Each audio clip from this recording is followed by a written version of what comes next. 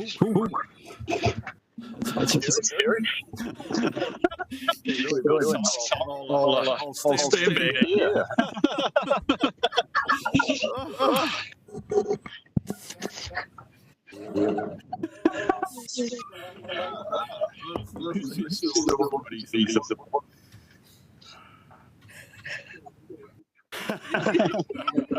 Are we good? Oh, that's cool.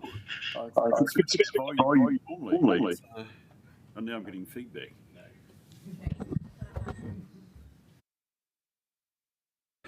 Right. Oh, that's discombobulated me. I'm not quite certain where to go after that one. Anyway, welcome, folk, to our meeting. Actually, it's the first one for the year, isn't it? Sorry, because of course I joined you folk at, along with Wendy at the 31st with one of your LTP meetings. So yes, it's the first meeting for the year, and it's great, and it's a great meeting. I'll make a few comments later about it, or in a few moments, but I think let's sort of centre myself, if not centre you folk, by inviting you to join me in the Karakia, please. Whakataka te hou ki te uru, whakataka te hou ki te tonga, kia ma kina ki uta, kia ma tara ki tai, e hi ake ana te atakura, he tio, he hoka, he hohu, ti he Māoriora. Thank you very much. Do we have any apologies? I've got effectively one from Iona. She says she's running late. She's probably enjoying that nice foreshore walk on the way to here. I don't know, but if we could just note that she will be here, Marcella, but is just running late. Do I have any other apologies that I should note? Oh, Liz is here. Okay, good to see you, Liz. Whew, just in time. Anybody else that we should be noting? Haven't, so look, I'll just move that we sustain Iona's apology for lateness. Do I have a seconder, please? Somebody? Thank you, Tony. I'll put the motion. All those in favour, please say aye. Click the buttons. Oh. Even for this, I will do it.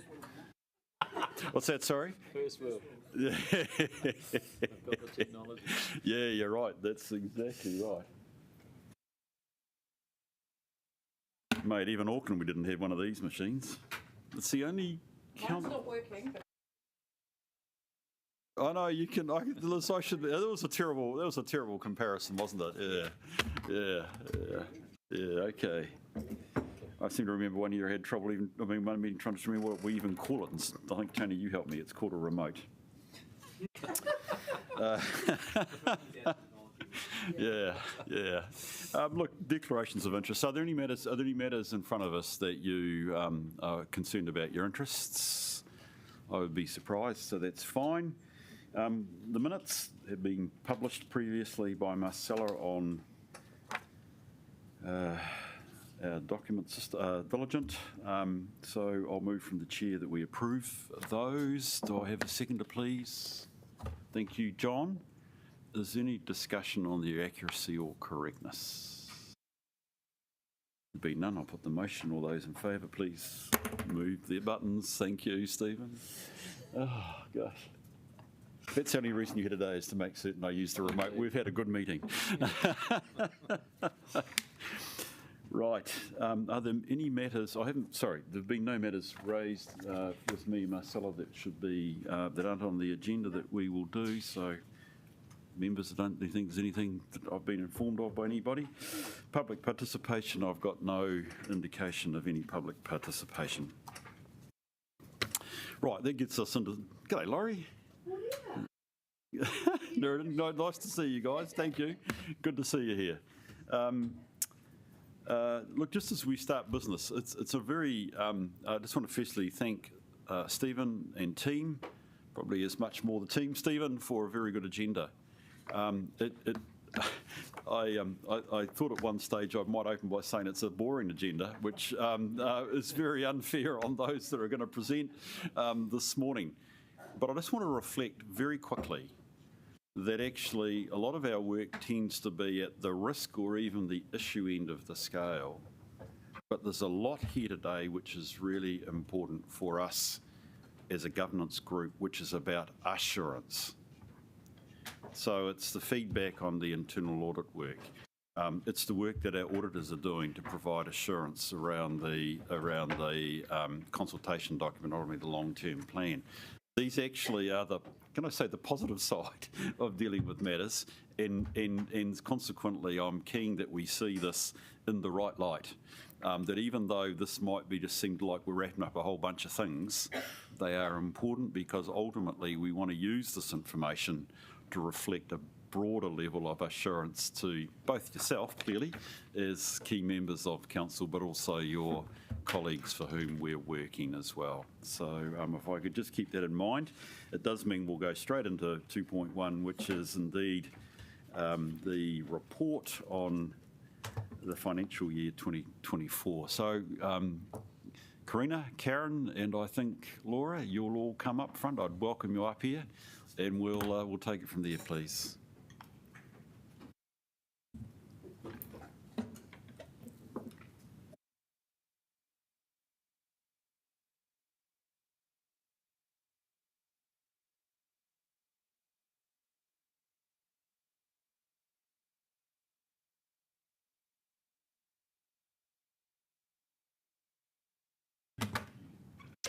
Do you have any opening comments you'd like to make, and then we'll pass over to Karen and Laura if she's got comments to make. Thank you. Kia ora everyone. This paper is the draft audit plan for the annual report and financial statements for the year ending 30 June 2024. The audit plan has been prepared by Audit New Zealand, and it sets out the approach audit intend to take for this year's audit, including the areas of audit risk and issues, audit process and logistics such as the timeline. Due to the timing of receiving the draft plan and writing the paper, we are actually yet to complete our detailed review of the plan and provide any feedback to audit, and this includes on the proposed timeline. But given that the next meeting's not till May, we thought it was appropriate to put this up now, the draft plan, to this meeting. Since the last audit committee meeting, we've actually internally had a really thorough debrief on the annual report process for last year.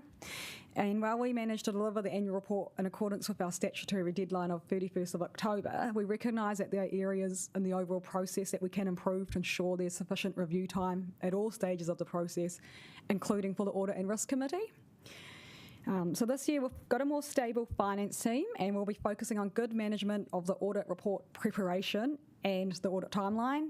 We're going to be more deliberate in our planning and ensuring we set ourselves up to deliver what is required at each step and to engage more effectively with audit. And also at the next audit committee in May, we will be presenting the pro forma financial statements and the proposed sign-off process. And we'll also be providing advice on changing the council's accounting policy from 1 July 2024 on capitalising borrowing cost. Karen. Thank you for that. Karen, welcome, and Laura, welcome to the meeting. It's always great. Appreciative both Audit New Zealand and the OAG here. Appreciate that. Karen, I think we're in your hands. Well, thanks for the opportunity to present on the audit plan.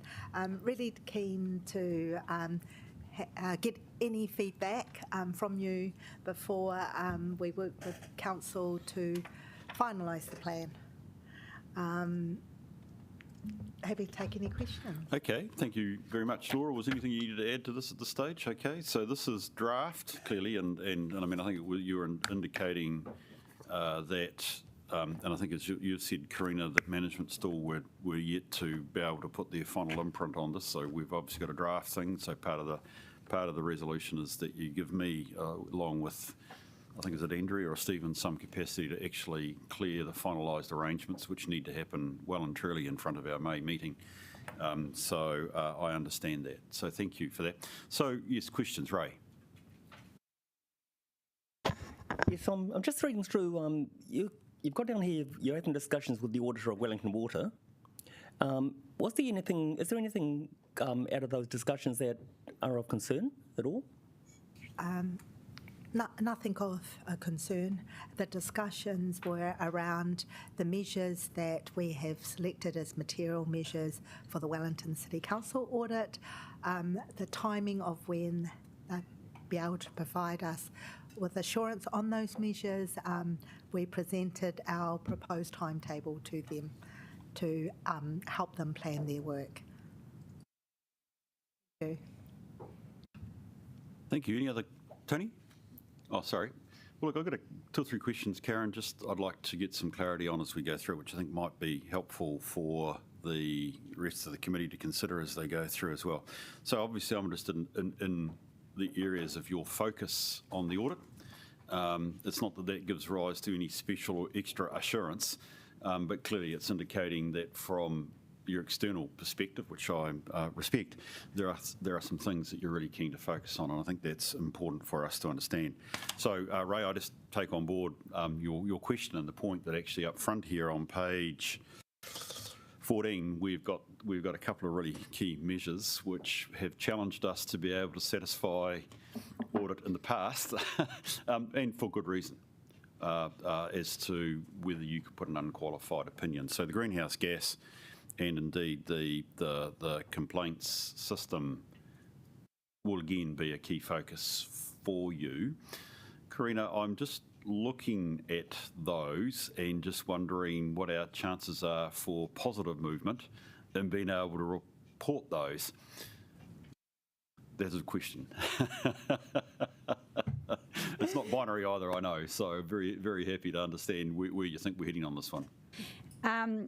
In this area, sorry, I normally would need the strategy team to provide some advice on this one if we have any changes from last year. Perhaps Baz might be able to add something, but you might remember that dealing with the greenhouse gas one was going to take quite some time in terms of the third tranche, I think we kind of described it as, and I would be surprised if we were able to close that one out. In terms of the customer complaints, given the water reforms, most of the energy was going there rather than trying to change systems at this stage. So I would be probably not that confident that either of those things would be addressed in this sort of time frame. But Baz, did you have anything to add? Whether Lloyd might be is Lloyd the man that's going to come over the ridge? No, I quite agree with what Stephen's just said. At this stage, I think, no pun intended, but there's a lot of water flowing to the bridge in that area. So, yeah. So Lloyd, I expect the status quo to remain. Yeah, I think, Lloyd, going forward, are we confident that we're making improvement? I mean, I hear your point. Perhaps as a water reform issue around the complaints one. I'm probably interested as much in the greenhouse gas one, which I accept, Stephen.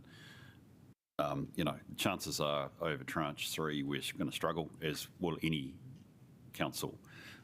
We talked there about better information. In effect, I'm wanting to know that that's the factors that relate to the assessment of tranche 3. We have got improved or better information or more up-to-date information. I think on scopes 1 and 2 we're in good shape. Yeah. And we did a lot of work in that area. Obviously, as you know, that scope 3 is an emerging area and is going to be for some time. Yeah. So having said that, the work that we've done for scopes 1 and 2 and building the underlying data in that whole area has really set us up for that. It's going to be continuous improvement in scope 3 over a long period of time. Brilliant. The other thing then that I was, obviously a key focus, Karen, you've always had, as we should always have, is on the valuation of our infrastructure assets, the big numbers. And I was interested in the fair value assessment. Now, I think I've read elsewhere we're due to revalue 3 waters this year. Is that correct, Karina?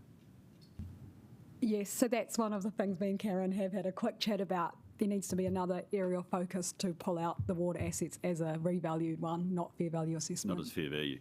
Quite frankly, I was wondering, and it might only be marginal efficiency, and perhaps I'm looking for the broader understanding you might have from elsewhere around the country, Karen or Laura. I want to say something which is almost against my standards, but is it worth doing a fair value? Should we just go straight to valuation of our asset base? Because numbers are moving fast and high. Do we need to go through a fair valuation process and just acknowledge our roads are going to be going up and revalue them as well? I mean, what's the advice? What are you seeing around the country? Well, it's not as costs because they're both done under depreciated replacement costs. So we look at what it costs to construct those assets or to replace those assets. I guess they're not going up as high as they had been. It's only been 2 years since the Three Waters was revalued, so our advice is to contact the valuers. They have quite good information.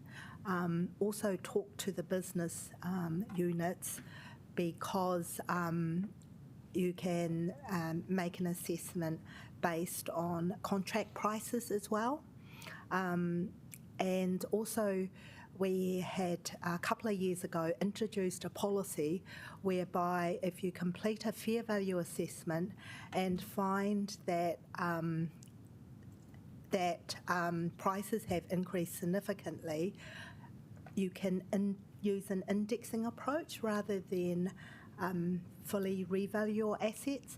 So that is that provides another way of doing it without going through a full revaluation, provided that you don't keep indexing them year on year. So if it's within a couple of years, it's an alternative approach. I do have to say, councils who have tried using this approach, there's probably a fair bit of work that still needs to be done. It's not as easy as grabbing a number. Yeah. Because different components of an asset have different costs involved with them. So I take your point on that one, although it's interesting what you just said about Three Waters, that perhaps you're even suggesting there that there might be a reconsideration of the need to actually revalue. I probably guess the really key core question behind this, Karina, is while we're madly trying to also deal with long-term plans, revaluation work is always time-consuming and actually takes some work. Fair values is obviously the entry point into this whole process. When are you going to be able to get that done by? Because if we have to get revaluations, and that's what I was trying to angle at, is there what's the risk of having to do a full revaluation, say, for roading, in which case we need to do that reasonably quickly? Yes, because roading would be the main one, given that we did do the operational buildings last year. Yeah. So in October, we have done our base assessment that from that it looked like there wasn't a material change needing a revaluation for roading, and that one it looked like water had, hence we've gone down the revaluation route. We can relook at that and check, but there would be potentially capacity issues with getting a valuer to do a full revaluation, particularly in this region, because a few other councils are definitely doing roading and water this year, and we're kind of looking at the same valuers, so I think there could be some time constraints, but we will start talking to our valuers about a fair value approach, which is what we did last year for roading as well. Yep. Brilliant. Okay. Well, I just, perhaps my message is I hope that's dealt with early. I mean, I hear you say you've done some October stuff, which is fine, which probably you've got to update, but I appreciate that. Can I just ask a question on collecting rates? And it's on page, 17? I'm not certain I possibly had been told of this, so apologies to staff if they've informed me.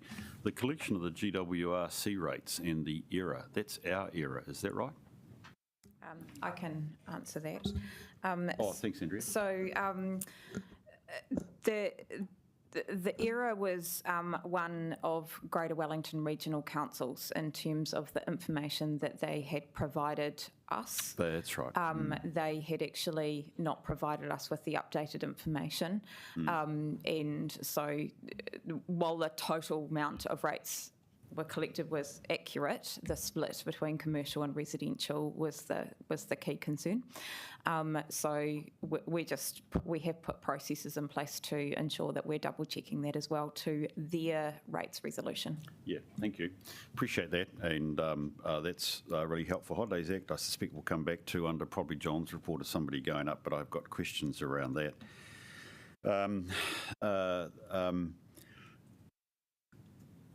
I think after that I'd like to just go to the timetable if I could, which is on page 34. Because Because again, I think I'd like to, I know this is draft, but I'm just conscious that as a council, and council has a lot on its plate, it's useful to see, even if they're drafting indicative dates, where this is going. So in effect, in between the CD, completion of the CD audit, which I think is around about April, if I've got it correct, and the long-term plan audit, you're going to squeeze in an interim audit on the annual report, correct? Brilliant. Yes, that's the plan. Good. Well, sorry, ask your question, John. I'm open to that. Yeah, just do you have the staff to do it? Because I notice in previous years that has been an issue, and the auditing sector is still under staffing shortages. Yes, John, we do have the staff to do it. When we are fully resourced already, no resource required. Thank you, John. Iona? Apologies, everyone, for being late. And tell me if you've already answered this, and then I'll find out some other way. Just how many legal issues are we involved in at the moment? Maybe, Stephen, you can help me with that. Sorry, what was that question again? How many legal issues are we involved in? Because this first report just says that they're going to look at that issue. Sorry, can you? I want to make certain, Iona, because we do obviously have an item on our papers later in the agenda. Can I just check how this? So this is relevant. We're in terms of audit arrangements, so we're dealing with here. Can you please go to the page, please? So the reason I'm looking at that is that the city faces a number of ongoing legal issues and court cases, and I just want to know which page of the agenda are you on? 18, thank you. Diligence, sorry. And look, we could discuss this more in PE, that's totally fine, but I just, is this going to, enlarge the scope, essentially, of the work? This is something that our audit team look at every audit, so there's nothing unusual about that. And I don't have a drop-down list that I'd be ready to disclose in this part of the meeting. And actually, just to flag it up, Beth is an apology. She's unwell today, but I can talk about that later on. Okay, so maybe if that could be, maybe not today, but if that could be just because, and I would expect there would be some litigation at some point. We're a big organisation, but nevertheless, I think it is relevant, just given what we are dealing with.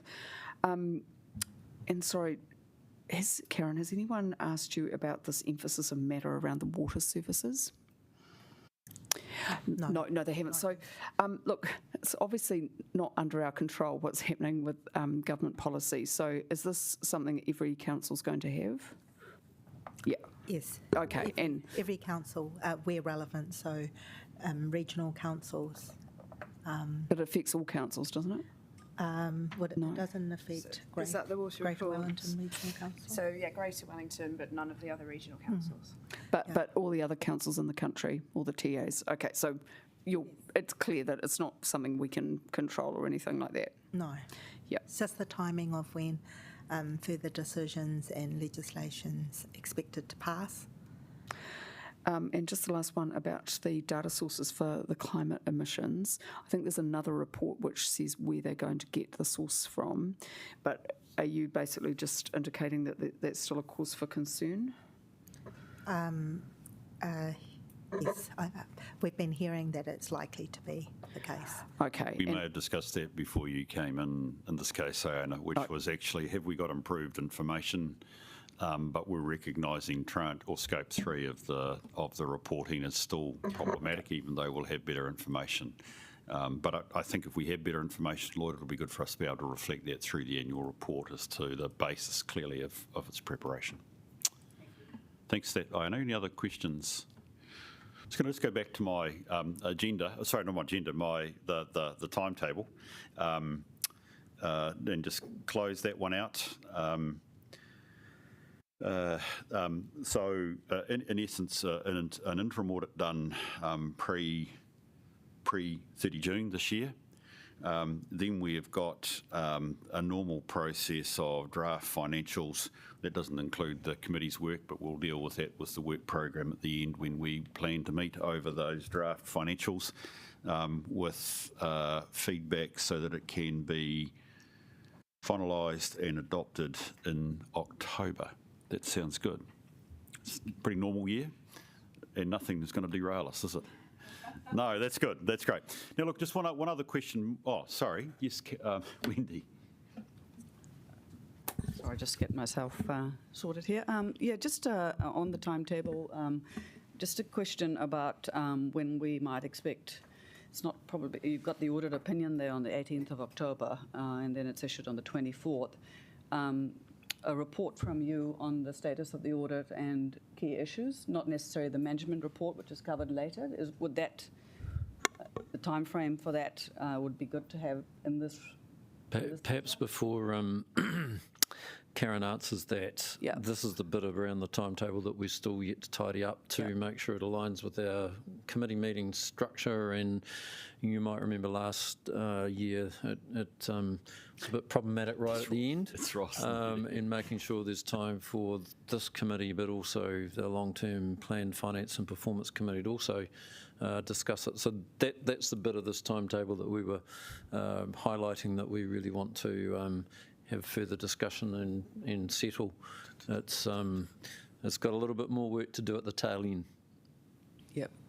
Just on that, that point, I think, reflecting on last year and my experience with other audit and risk committees, I really think the final management report on 31 October is not, it's that more substantive piece that we got a memo, and we appreciate the timing issues, but it's just allowing this committee to do its job. I think we could consider sending an update to the Audit and Risk Committee during the process and building that into the timetable. So I think we'll look at that. Thanks.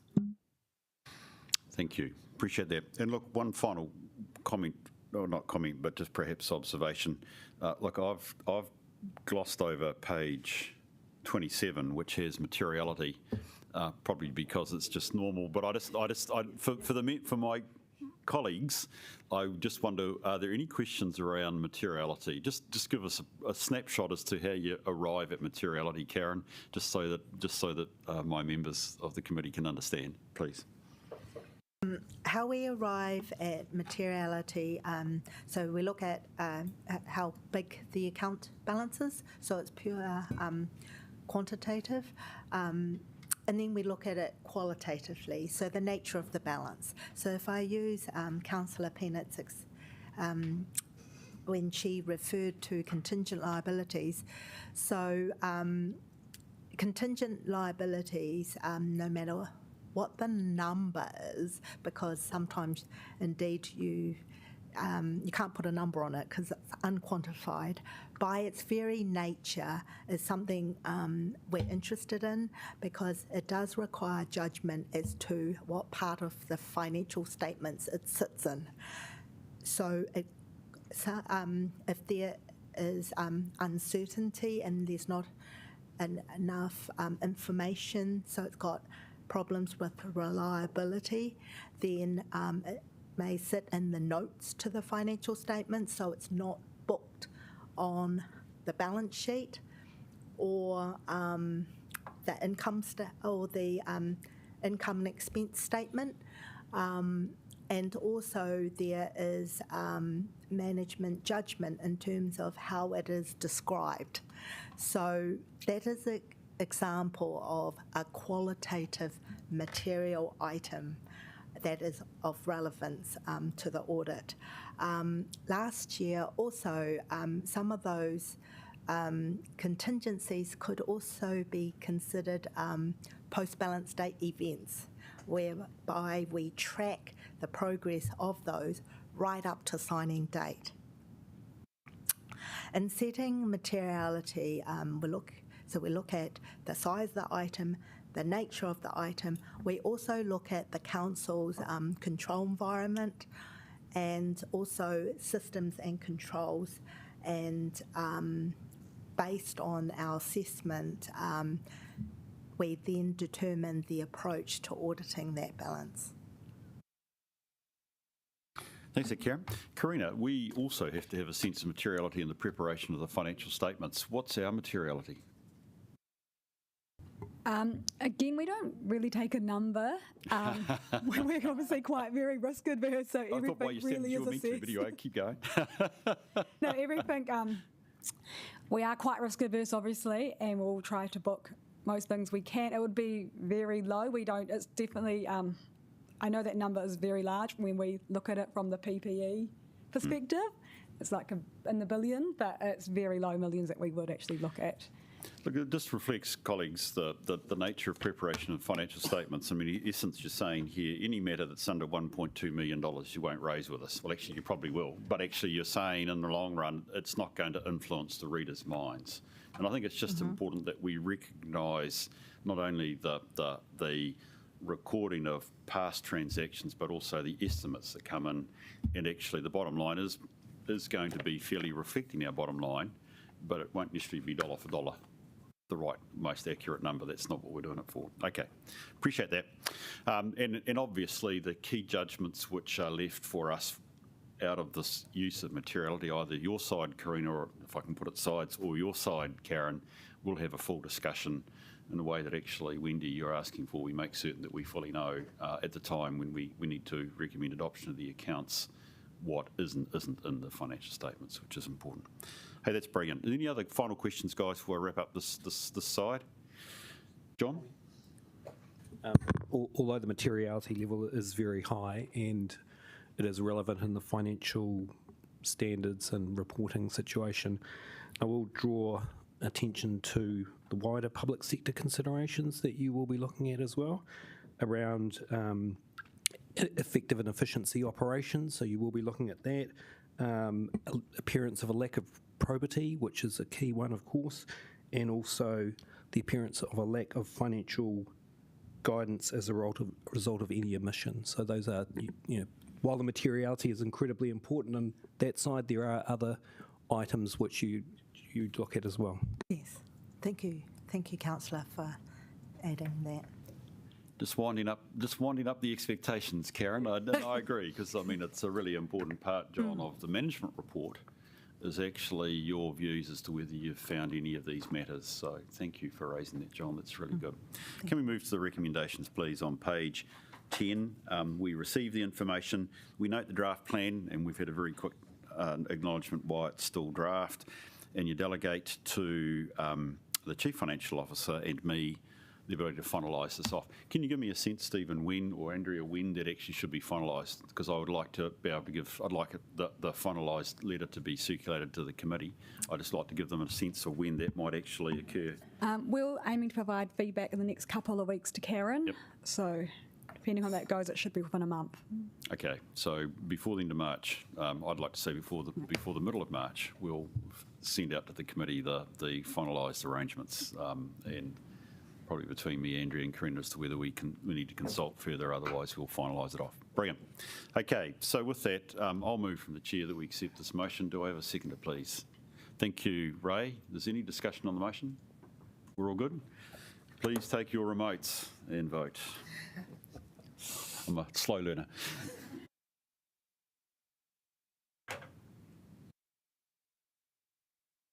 I know Stephen thought I was going to actually say, put your hands up, wouldn't you?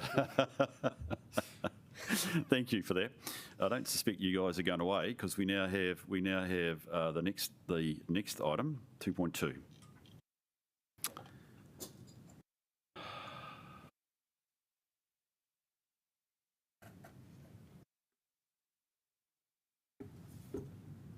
Where are we? In your hands, go for it. Item 2.2 just sort of sets out the arrangements for that we have in place at this stage for the audit of the consultation document, and then later on the preparation of the LTP document as well. We are just, whilst we've had discussions already with Audit and they are comfortable with the timeframes we put in place, we're just waiting the final documentation from them to do that, and I'm sure Karen can update you in terms of when that's likely to come. I'll leave that in her hands. Other than that, at the moment we're in good shape for having the information ready for audit, and there's been a considerable focus on that as part of the LTP program, which I'll talk about a bit later on when we talk about the process update. But at this stage, the dates are sitting in there for the 4 to 29 March for the CD audit, and then later on after the adoption, the 3rd to the 14th of June. Thank you. I'll take the paper as read. Karen, Laura, comments you'd like to make?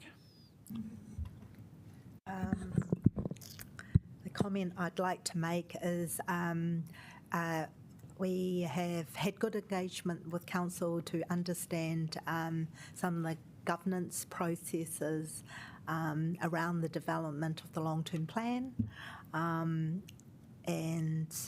we are completing our risk assessment and planning. We have been working on the engagement since towards the end of last year. We're very confident that we have got the resources to complete the audit within those timelines as set out. Brilliant.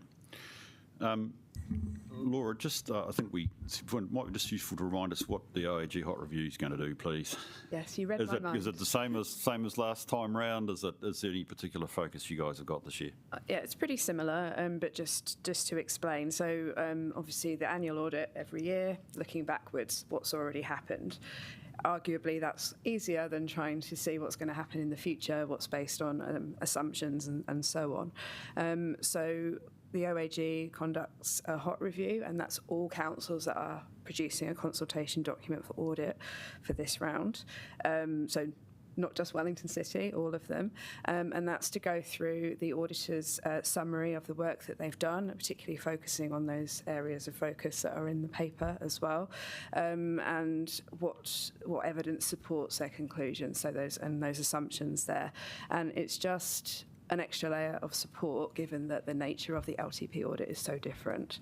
But yes, for your purposes, it does give that extra layer of assurance over those areas of focus and those significant items, yes.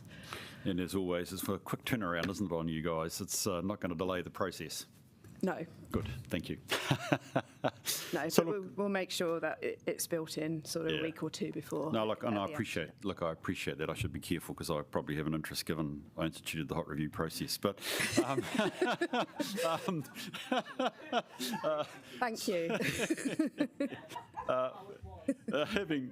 Having said that, I appreciate the fact that I think you made the point, or was it one of you made the point, that we're dealing here with quite something quite different to that which we've dealt with the annual audit, which is forecast information. And indeed, this is a real case where the value of the OAG view across the entire sector is of value, which is useful. So look, this is draft again. Obviously, there should be an engagement letter, and I think you're probably in a position to be able to issue a proper engagement letter for the city. Is that correct? Yes. Brilliant. And I take it, looking just at professional fees, I should be worried about all aspects. That doesn't necessarily quite read right as far as I can see. It says the audit, for the period commencing July 2021. I presume we're dealing with a 2023 fee here. Is it? The arrangement is what? 21 fee plus 23% inflation, correct? Compound inflation, right? Yes.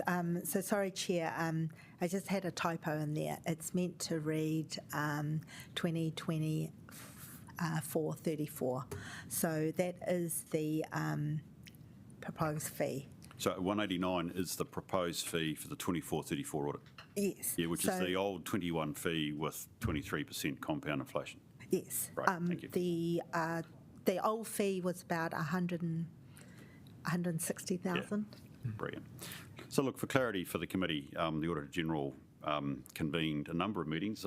Probably some staff, Andrea or somebody probably was on one, certainly chairs of the committee where the Auditor General outlined his approach to fees for this round, which was, I think, how would I put it, contextually he recognises the significant increase he's asked or he's been required to get out of the sector for the annual attest audit, and his view was that this time round they would work on a basis of your 2021 fee, but with allowing for inflation in the interim 3 years, which has been assessed at 23%. Albeit there was the back-end comment from the Auditor General, and we're going to look very carefully at what are the full costs of an LTP audit, and they will come in the next round, which I think was a hint that the fees could go up substantially. But ever wanting to put off that debate to a later date, we will deal with that at a later date. So we should be able to expect an engagement letter completed reasonably soon for, I presume, Mayor Tory's sign-off. And that makes sense for me. Are there any final questions from colleagues? Yes, Wendy.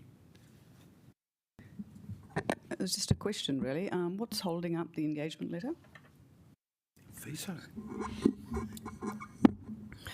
It was actually to do with timing. So, as you'll know, the legislation was passed last week to repeal the water legislation, and we, OAG, needed to amend our engagement letters and our LTP methodology to reflect that. And until that was finalised, we couldn't issue the engagement letters to the auditors to then send out to council. So that's ultimately, and the timing of your papers for Wednesday last week, and the legislation didn't receive royal assent until Friday.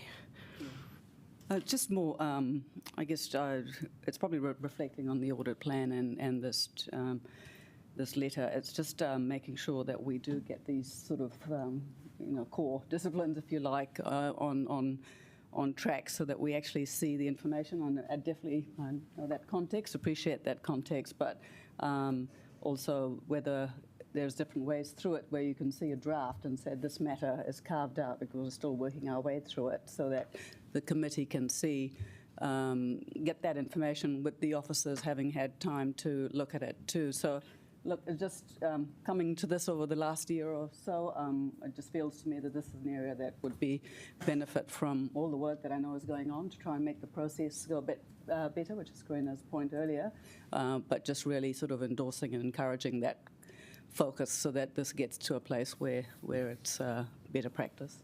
In fact, what would be ideal, Wendy, in my view, is a draft for the next year's audit in December this year, and finalised one in March. February, whatever is our first meeting, I think would be ideal. If I could sort of put a marker in the sand, that would be ideal. One other thing that is just useful, given you mentioned, Laura, the change legislation, and I think it's just worthwhile acknowledging, and I commend Council actually for doing this. You had a number of options with your LTP this year, and you're going with the hardest of those options, which is to keep to the original timeline of 30 June, correct, Stephen? That's correct, yep. And also an audited CD, whereas some councils are contemplating going for an enhanced annual plan this year and doing a full LTP next year. Just add to that, Bruce, we do have a unique situation here at Wellington City Council in that as of 1 July 2024, we will be billing a levy for the sludge minimisation You've got to get that right, yeah. And so that is an agreement that we have with central government that is attached to rates bills, and so that is the primary reason that we've chosen to continue on the track to ensure that we meet the deadlines. That and the fact that actually we're really well advanced in terms of process. Yeah. So thank you for that addition, Andrea. I think I was just trying to reflect, well done, that actually we've been able to keep on track. There's many local authorities that are finding it quite tortuous with some of the results that are coming out of their planning processes at the moment. So well done to the team as a whole and council that you're here with this one. Can we move to the resolution, please? Oh, John, go for it. Oh, you're moving? Or sorry, you've made a comment. Yes, go for it. Yeah, no, thanks. Agree with your first two questions that you posed before. My comment around this, of course, is on the capital expenditure doability, which is quite significant because we have a very extensive capital program coming through. In previous years, we've underspent. I'm talking like 20% underspent, Andrea, which is something we discuss regularly. And of course that does come through in our depreciation schedule, which does ultimately go back to the rates amount that we bill. So any comments on the work that you'll do on that one? John, for drawing attention to that. We will certainly be looking at capital doability. So we will be making an assessment on how realistic, achievable the council's capital expenditure program is. We will look at past history, namely the last 3 years, including year-to-date expenditure this year, forecast out to 30th of June, and any funding constraints also. But we'll be looking at history, resource constraints, funding constraints. We will also be taking your capital program and asking questions about the procurement of large capital and maintenance and renewal works as well. How far along are they? What's your processes? When do you expect to be able to sign those agreements with providers? Because all of that should be taken into consideration. I can also add, Councillor, that through the LTP preparation process, we've done a very thorough exercise in terms of line-by-line reviews of all of our capital expenditure program to also support the assessment that the auditors will be doing. So that has been extremely thorough.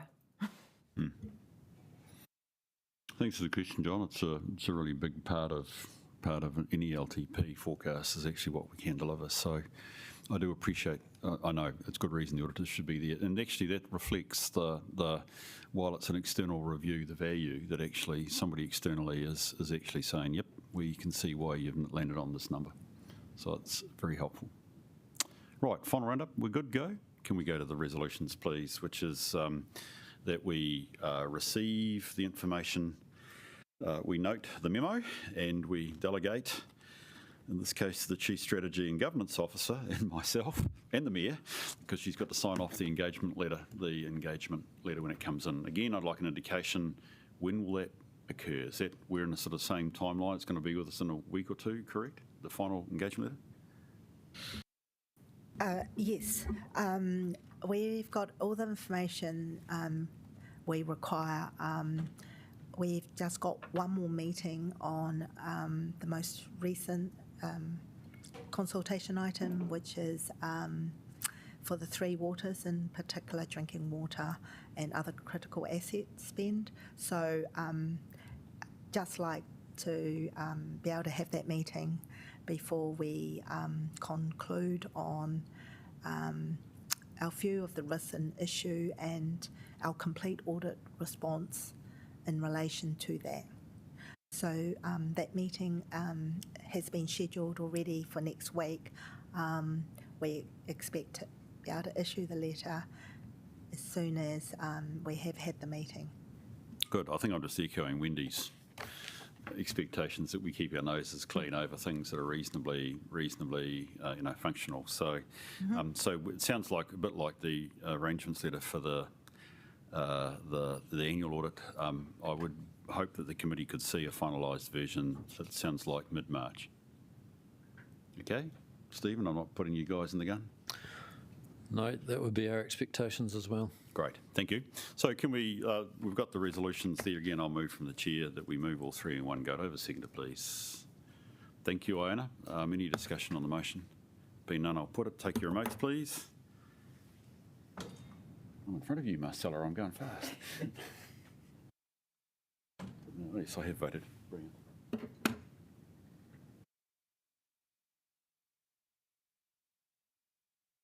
And look, I think it's fair to acknowledge Tori's had to dip out, so we'll treat that as the motion's been carried. Thank you very much.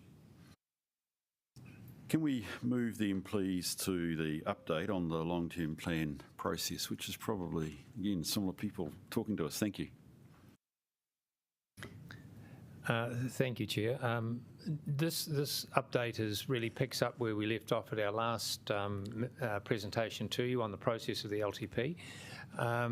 We've circulated, I think, some slides which have come with the agenda, but I'll get Jeffrey to run you through those in a moment.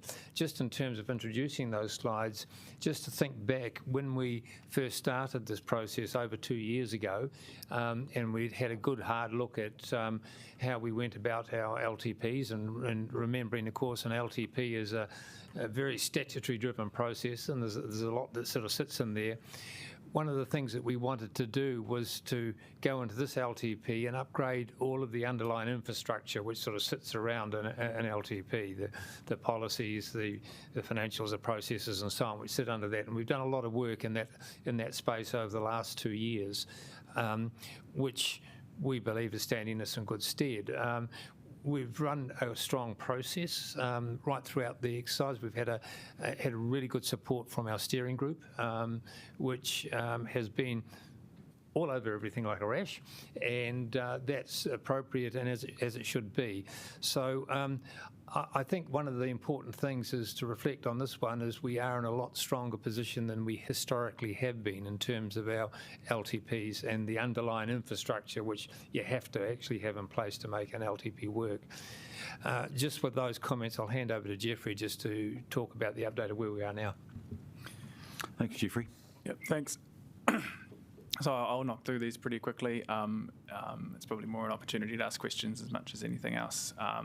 But just sort of a recap in terms of where we are in terms of our process. So we've worked through, like Lloyd said, a pretty long process over now, and now we're to the point where we're pulling together the consultation document. This is the point in the process where we move away. We've been moving away from talking about the individual components to talking about the LTP as a whole and how the different components fit together. So this part of the process that we've started with the last LTP meeting last week is really about the coherence of the suite of information and how it all fits together, the infrastructure strategy, the performance information, the budgets all fit together, and it's the sticky end of it.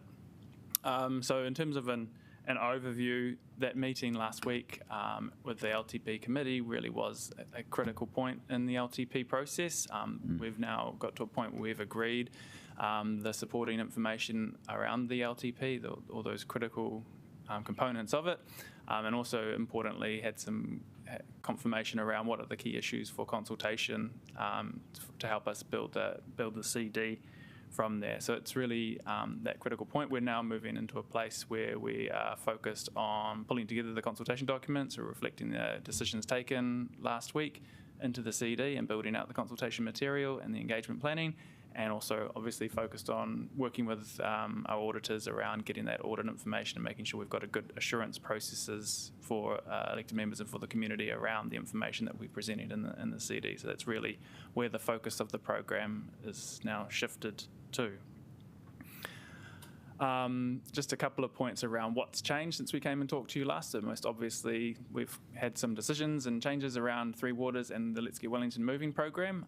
So you know what those changes are. That Three Waters is now baked into our LTP, and as a consequence of that, we've brought a consultation issue around Three Waters investment into the consultation document, and also made the changes around Let's Get Wellington Moving. I think the point around this maybe is as well that up until this point, I think Three Waters, Let's Get Wellington Moving, there have been areas of significant uncertainty from a program perspective in terms of planning the LTP.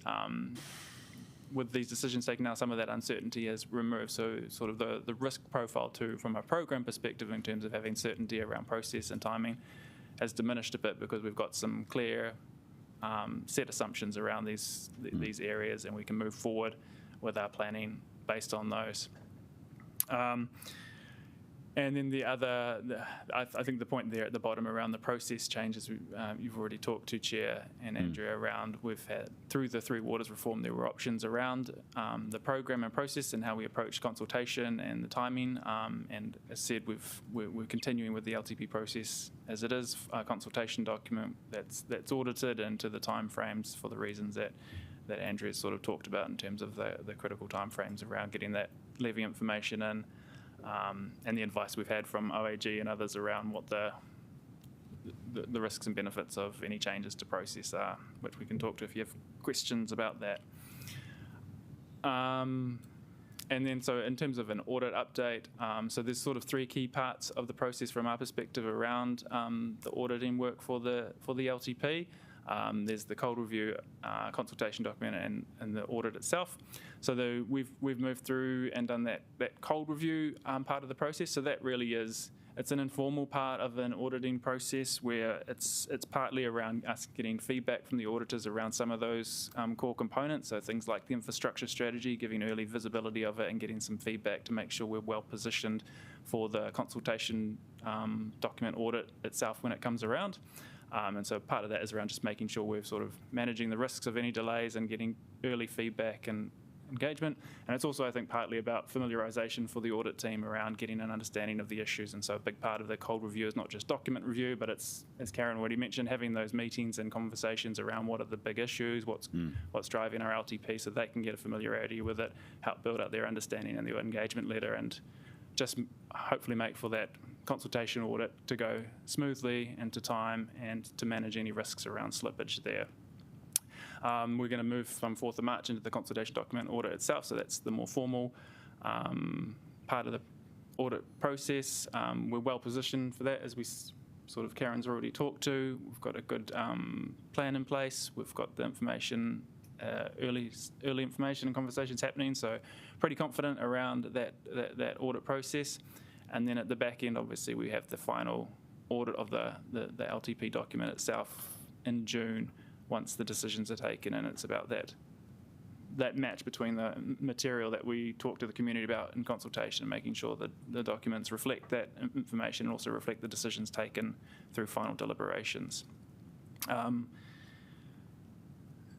And this is just a reminder around, so what are those key documents for the consultation document audit? You will have seen pretty much most of those at the meeting in the previous week, so it's just a matter of we're in the process of finalising those, making sure they reflect the decisions taken on the 15th and getting them ready for audit.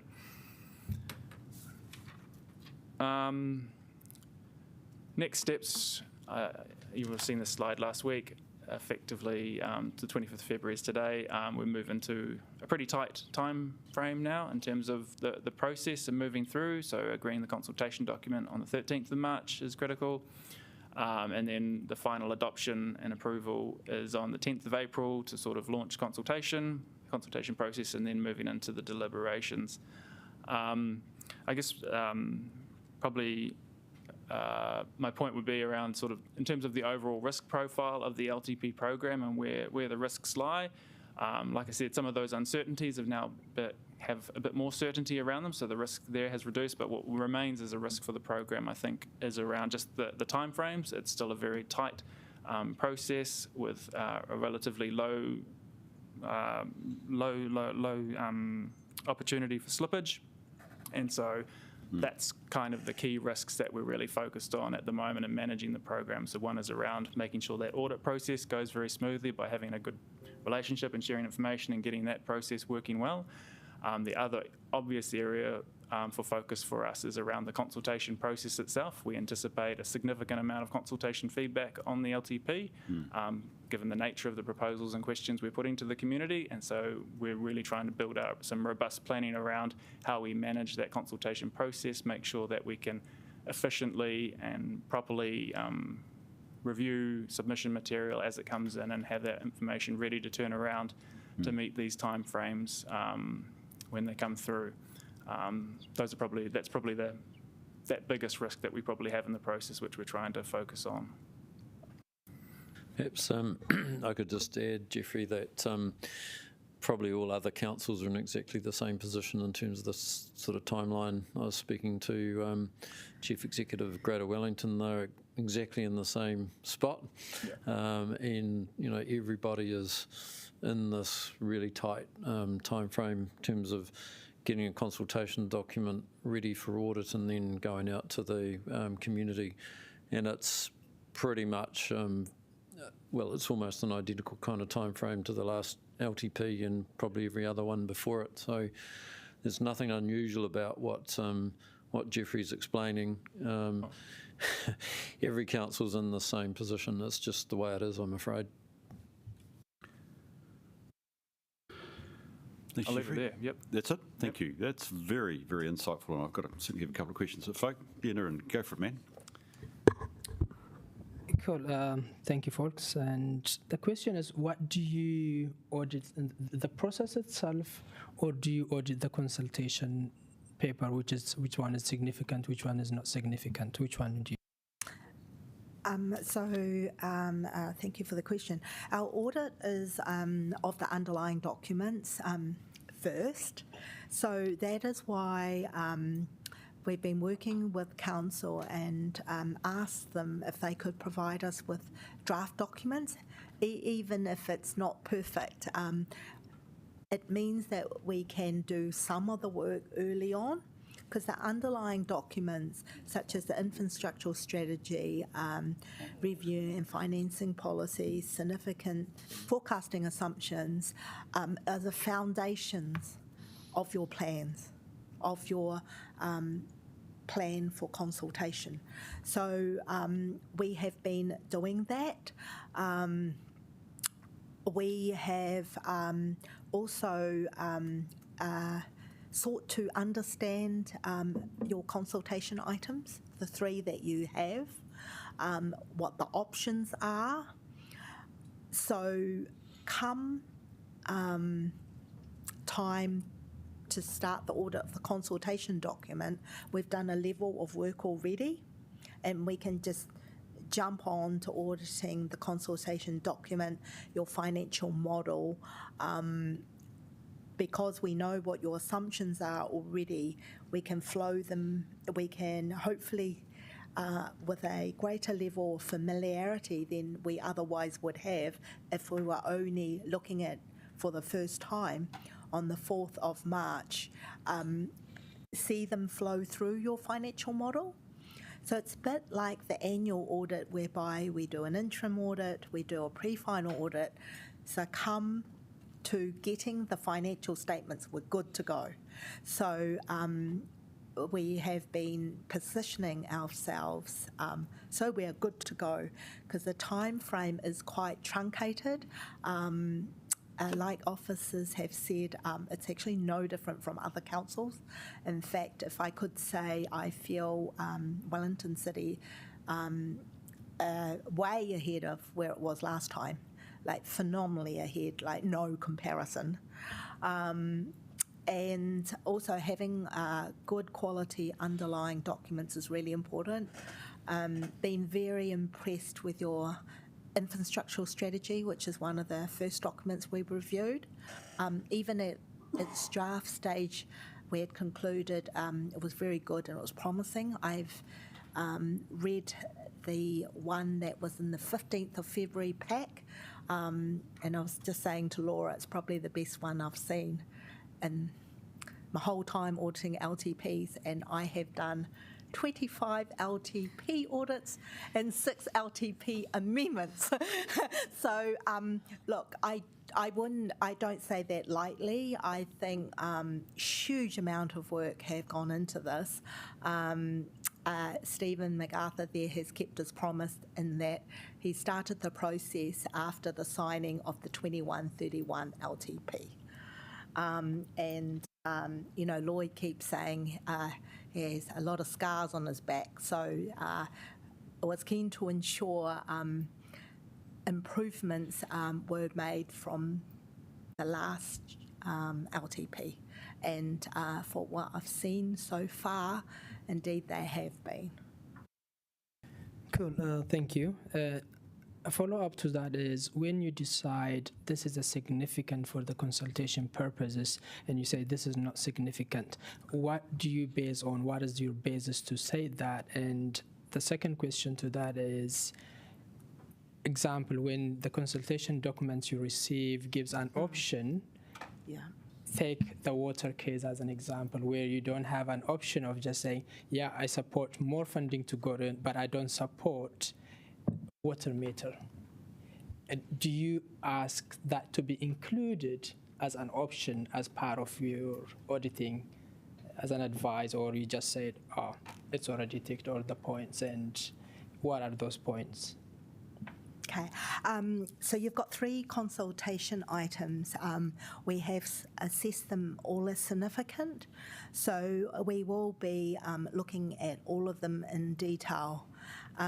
We will, first of all, have a read of, the risks and issue, your options to make sure they are balanced, and by that I mean that you've got a preferred option, but you need to have enough information on alternative options to enable a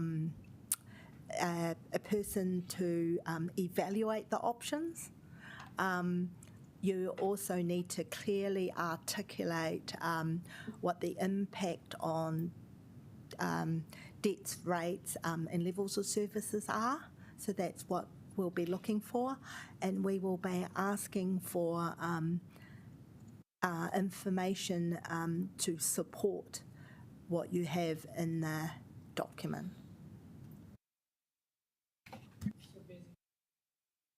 If in the document is not asking you alternative options, say yes or no, but not asking you the other options, where you want to be in the middle, or you are looking for yes and no, do you say, oh, you should include this as part of it? I'm just giving you an example of the water meter. There are 3 options that's given. Some argue that third option should be included, where you just support the funding into it, but you don't support the metering going into. So the community should have that feedback into it. That should be included in the consultation paper. So during your audit, do you look at those things and include them, or you suggest to include them, or you don't touch on this? That's not that's out of scope. I guess it's council's plan. So we look at it, look at what you've got, ensure it's clearly set out and explained. I think I'm not overly familiar with that consultation item and options yet. I think once we get into it, I might be able to answer that question a bit better.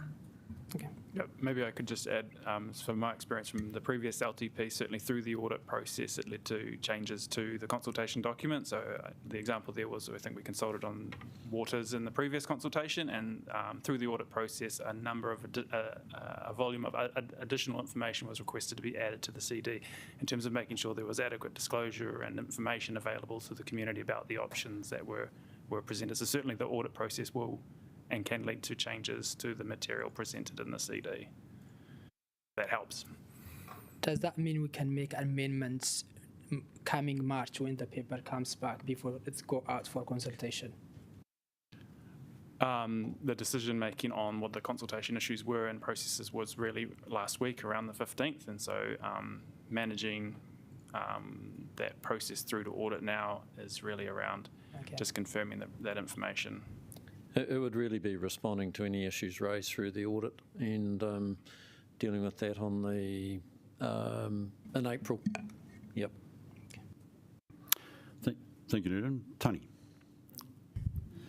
Thank you. Who is on the steering group for the long-term plan? I can answer that. I chair it with probably the bulk of ELT and other third-tier managers. It's an internal management steering group. Okay, thank you. Did the mayor or any elected members view the long-term plan before it was published? The long-term plan hasn't been published. I'm sorry. The document that was put to the 15th of February meeting, which has got the draft long-term plan in it. Which one? Well, is that not the long-term plan? No. What is that?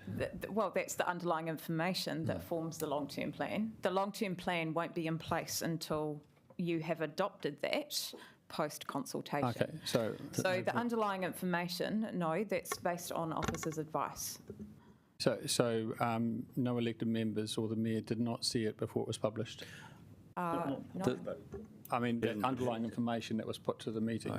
No. The mayor and the chair of our committee was aware of our recommendations, but it stands as staff advice. Okay. The Mayor and the Deputy, sorry, that's cool. So when the underlying information that was put to the 15th February meeting, most councillors found that out when it was published to the public about a week before. Is that correct? Can I just ask where we're going on this one, Tony, please? Well, I just wanted to just be clear about when the information that the public saw about the underlying information was put as far as elected members were concerned. Well, what I'd say about that, Councillor, is that over that period of development, we had something like 24, 25 workshops, and it's an iterative process. So starting right back with the balance sheet review that fed into the financial strategy that was socialised through briefings and workshops. So what you saw in the document or the pack was the kind of the sum total of all of that work. So what I would say is, no, that wasn't the first time that councillors saw it, but it was the coming together of that package and that kind of more formal documentation. But it certainly wasn't the first time that all of that was just tabled. It was an iterative process, workshop by workshop, feeding into what was in effect published. Okay, well, one last thing. When that was published, was that the first, apart from the Mayor and Deputy Mayor, was that the first time that councillors saw the proposal to cut library hours and pool hours? No, I think on the 31st of January. So it was covered on the 31st of January. Yep. But also at the end of December last year, we talked about the levers that could be pulled, and whilst there was no specific detail, there was adjustments to service levels. That was one of the levers that would be pulled, and we undertook back then that would come forward in early this year, which it did. Okay, thank you. Thanks, Tony. I think one of the where I said where's this going, Tony, was actually we're looking at this paper at what we've got to do going forward and what are the risks associated with it. I probably would like to, though, on the other hand, raise a question for you, Stephen, which is, Jeffrey, I think, or was it Lloyd, you mentioned that, straight after the last audit, the last LTP, you went straight into a review or a debrief. Is that planned here? Because I'm just conscious of the nature of the questions you're asking, Tony. Will there be a review of this process, more or less a debrief straight after? Just to comment on what we did after the last LTP, we actually did do a debrief and a kind of a learnings process, which we discussed with elected members, and they fed into that process and kind of defined what would success look like in the next LTP from a process perspective, and that's the way that we approached that particular exercise, and we would expect to do exactly the same again this time. And I think we did that around about August last, it kind of would be like August this year. Yep. Thanks for that. Jeffrey, I've got a couple of questions, but I must confess this does reflect the value of our auditors being in here. Their opinion on the CD, correct me if I'm wrong, perhaps I haven't read my legislation, is the CD fit for purpose? And I'm going back to your question. Actually, this is quite a powerful test that we still have yet to jump. And I don't think we can ask Karen how she's going to jump that, because she's got to start on the race on the 4th or whatever it is of March when you start the work. But the opinion is actually quite significant. Have we got the right issues? And in effect, are we enabling the right discussion in the community? So no pressure, Karen. But it is a very valuable opinion that actually, I think going back to your point, Stephen, means we still have quite a bit of tight tension to the extent that you've got to be free to go where it's going to take you to, Karen, between now and when the CD is nailed. It's got a fair bit of review to go through. Just looking forward, Jeffrey, I probably just a couple of questions. I'm interested in the risks thing. I probably haven't turned my mind too much to the consultation because we are we're trying to get to the start line, if you will, with a CD. The statutory month you've got for consultation, you've hinted that you suspect there'll be lots of feedback. Are we trialling any new form of consultation in this process? Or Lloyd, can somebody help me? I think, well, firstly, we've had the Citizens' Assembly, which was really a step off into that. In terms of anything new, we will be doing some participatory budgeting on the budget once that's produced. That'll give people the opportunity to move the money around in terms of how they see it from their perspective. We've done that in the past and found that as a useful input and useful feedback and insight in terms of how people out there are thinking. And we'll continue to do what we know, what works in terms of online, and obviously what we can do face to face as well. So we have actually had a quite extensive pre-engagement program where we've been winding up, but it really comes down to the consultation exercise because it's statutory driven, obviously. No, I get that, but it's within the statutory provision. I think you've indicated there's other stuff you'll be doing other than just putting the CD, hanging the CD out there and saying submit if you want to. There is some proactive stuff that we're doing as well, correct? Yep, definitely proactive out there. The nature of the issues mean that I don't think we'll have any trouble getting submissions as well. Okay, that's good. The other thing, Jeffrey, just because I'm always interested in the risks in terms of the program, John asked the question of Karen before about the annual audit. Have they got the resources? What's our resourcing situation like to see this project through? Have we got any particular risks as far as that's concerned? I don't think particularly we have any resourcing risks on our side. There's obviously there's small teams running some of these processes, so there's obviously always single points of failure in some of that. But we're managing those as best you can. Perhaps I'm looking to my colleague on the right here and saying, you've got a risk framework in place and these things are captured, mate. Yeah, we certainly do. And the steering group meets weekly, and we've always got an eye on those sort of risks and resourcing that's required to get things across the line. There's obviously what I call bottlenecks in terms of leading up to committee meetings and publishing reports and our response to often quite a lot of Q&A, but we've got a well-oiled machine in terms of the staff working on this, and it's not their first rodeo either. Thank you. Final. So Ray, then Diane. Just a question to you, Lloyd. You mentioned the Citizens' Assembly.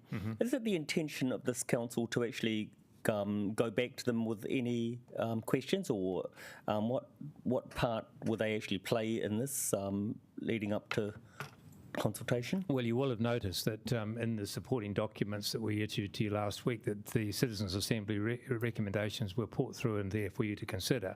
So that's the first point of call, that in terms of those documents, we identified where the Citizens' Assembly had comments and have actually brought that into all the underlying documents themselves as well, which will inform your decisions when it comes to final deliberations afterwards. So yes, that's being fed through all the time.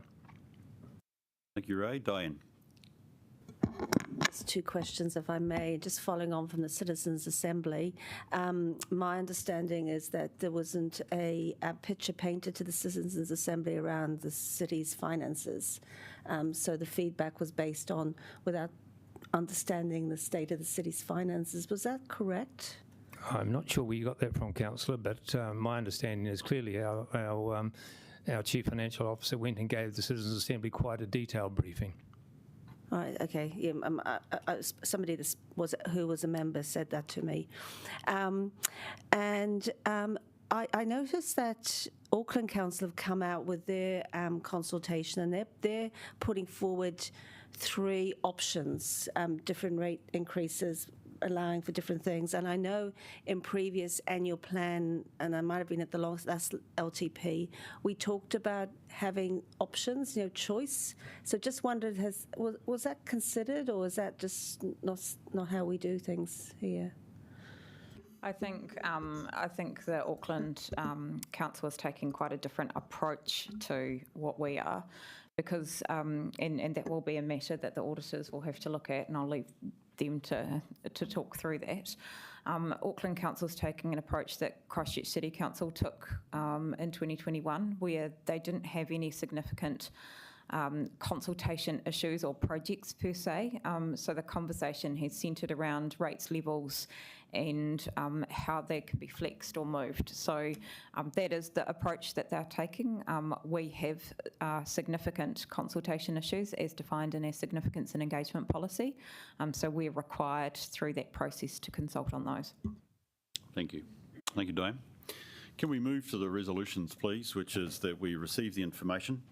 And we note, in fact, probably we've received the update presentation from Jeffrey, thank you. And that we note that Audit New Zealand's committed to a schedule, and we've discussed that at some length as well. And we note, again, we've received from Audit New Zealand an update in terms of this meeting.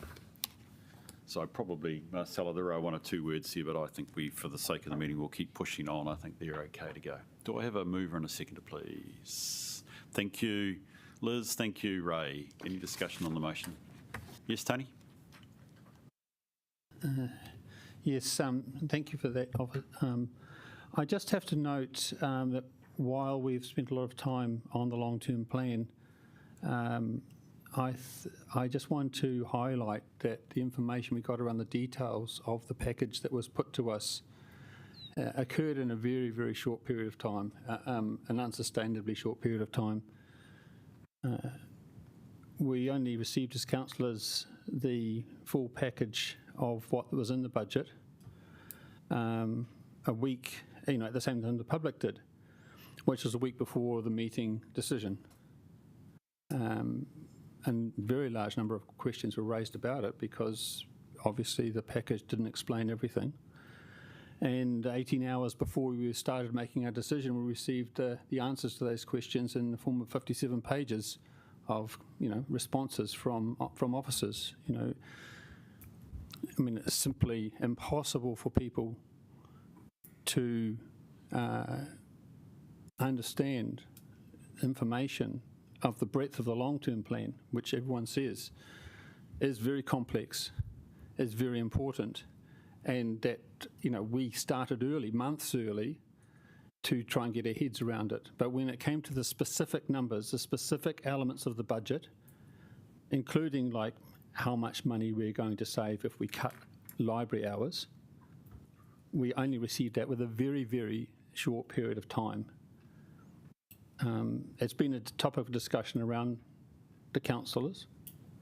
Another councillor described that this part of the process is appalling, and I agree. And I just want to go on the record as saying that this part of the process, where we were supposed to be given an adequate amount of information and due time to consider it, really has not worked for me.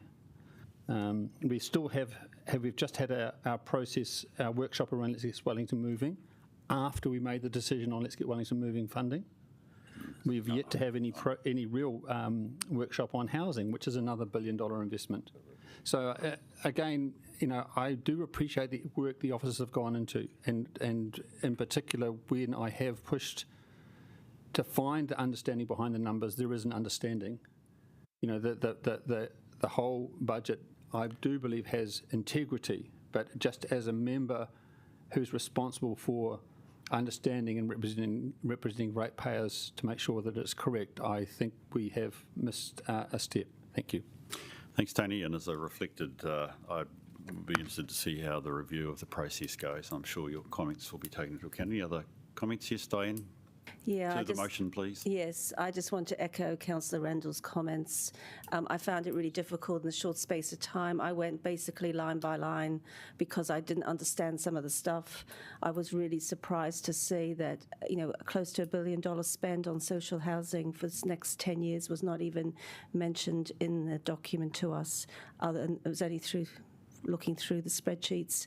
So I think I do I thank you, Chair, because I think it's really important that our auditors do look at that and whether we're going out with the right information to Wellingtonians who this is essentially for them, their plan. Thank you. Thank you. Can I, Terry, final comment, please? Kia ora, I'll bite. Ray. I just wanted to note on the record in terms of the long-term plan process and kind of question the relevance of a few of the questions and comments today, but to note that councillors sent in over just up to 80 questions and officers were managed to turn that around between Monday and Wednesday. This has been an 18-month long process. We've had 26 briefings and workshops to help us understand all the information and that this is a long-term plan process up to the standard of every other council undertaking their long-term plan around the country. And to note just in terms of when we receive our papers and then go to debate and vote on our papers, in fact, Wellington City Council has one of the longest lead-in times in terms of the availability that elected members have with this information. Lastly, just to acknowledge the audited opinion around our matters of significance and sort of talking to the volume of work that's come in behind not only just the audited opinion, which we'll be looking at next in the long-term plan process, but the amount of mahi underpinned by several council officers. Thank you for that. Ray, very brief, please. I think we've got a sentiment of the meeting, so unless there's something new to add, I'd ask you to have very short comments. Very brief. I agree with Councillor O'Neill's recollection of the number of meetings and things that we've had, but I do believe that there is still a gap there. There are still a lot of things, a lot of information that we don't have, we don't understand. And I absolutely support Councillor Randall and Councillor Calvert in their comments. I also was actually inundated with information to assess and to evaluate in a very, very short time.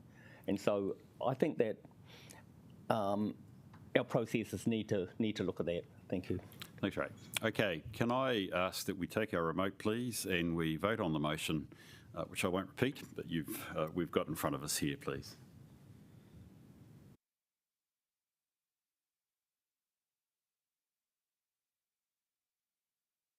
Trying to vote. Okay, thank you. It's carried. Brilliant. Appreciate that and appreciate the nature of the conversation being very helpful. And well, actually, Jeffrey and Lloyd have gone, but Karen and Laura, thank you for your presence over these 2 or 3 items. And you can see we're all very interested in the conclusions you will reach in a reasonably short space of time. Thank you. And thank you to staff that I hear high cooperation with the auditors. That's great. Right, can we move on to a really important part of the session where we're starting to deal with actually work that has been undertaken. So it looks like Richard and John are coming up. Thank you. And I'll let you guys get straight into any salient comments you want to make over, firstly, the assurance and business integrity update. Thank you. Sorry, Bruce, just a process question because I was late. When's morning tea? Do you need morning tea? Oh, I suppose we do. Just sometimes a little break is good, just a little one. I'm trying to keep things moving, actually. I know I should be very careful. I do appreciate that you're keeping Can we have a 5-minute break, check your phones and go grab a cup of tea, folks?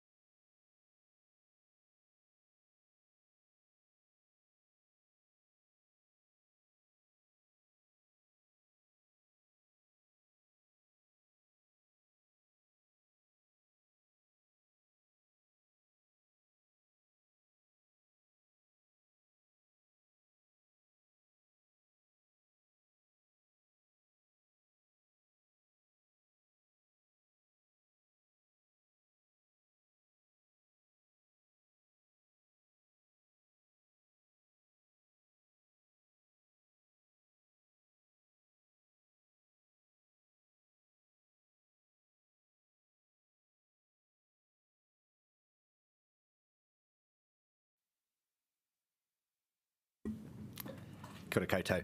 I've promised not to steal John's thunder, but just key points from me for this paper. This year's audit plan is on track and looking good for delivery in full by the end of the year. We have arranging right now a workshop for mid-April to discuss with you next year's audit plan, which would be great to get your input on. And the third point from me, the recommendations tracking, which is one of the attachments to this paper. I'm satisfied that all of the actions are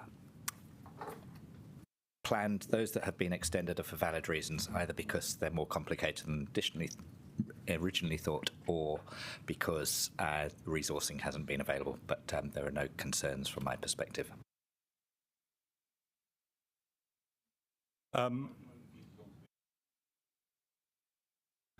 Thank you.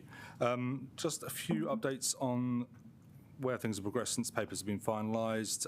On the delivery of the plan, the encroachments audit has now been published and is with the business.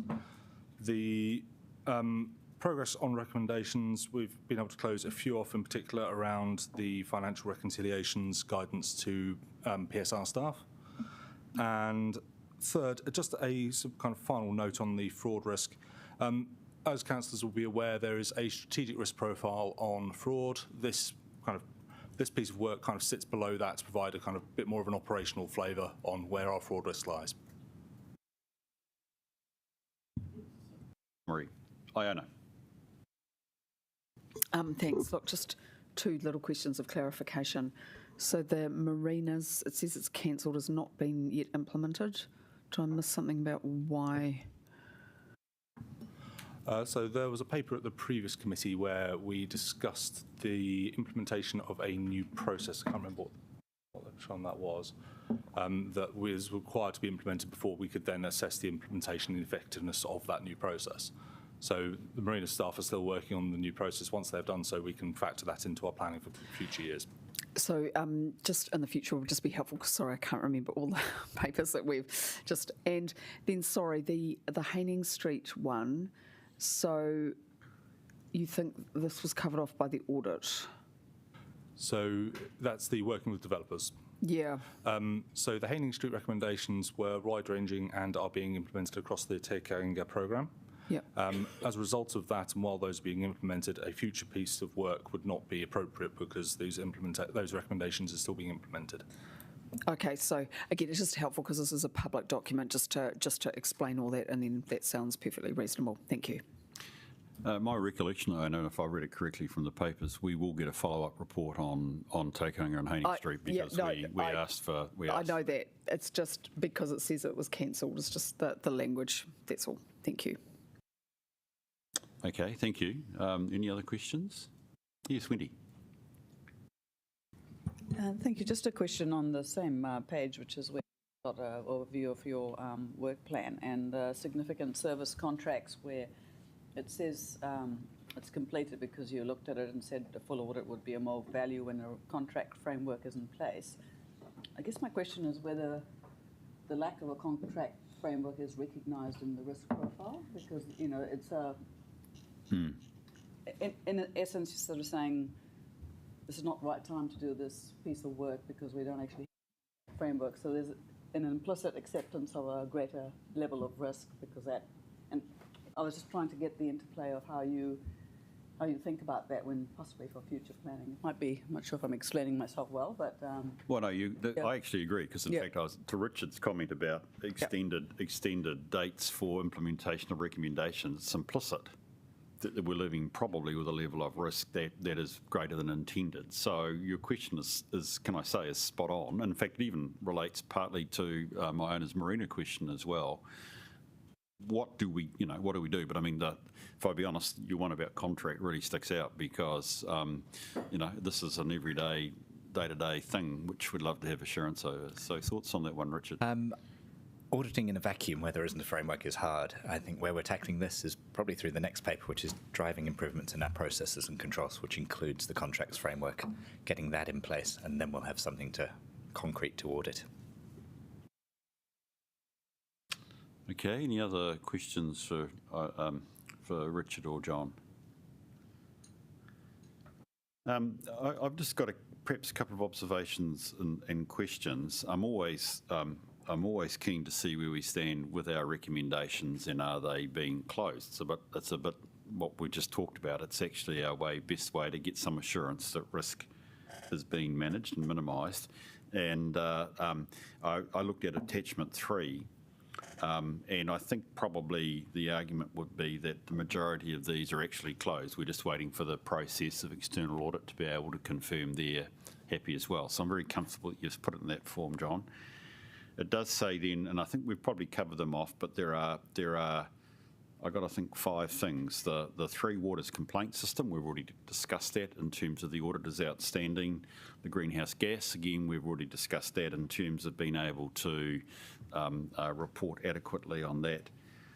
There was a recommendation around, I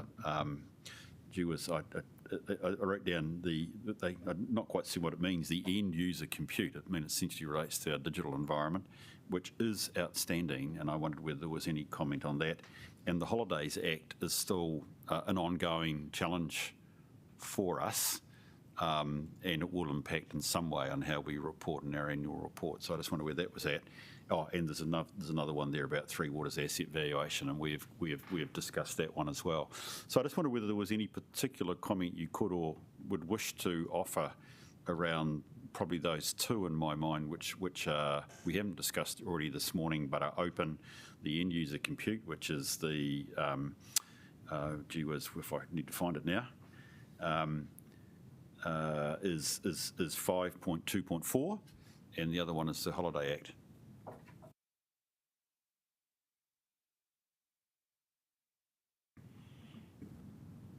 We recommend the City Council conduct a review of standards for password control settings should match its approved information. Oh, that's closed actually, that one. What is the one that I'm after?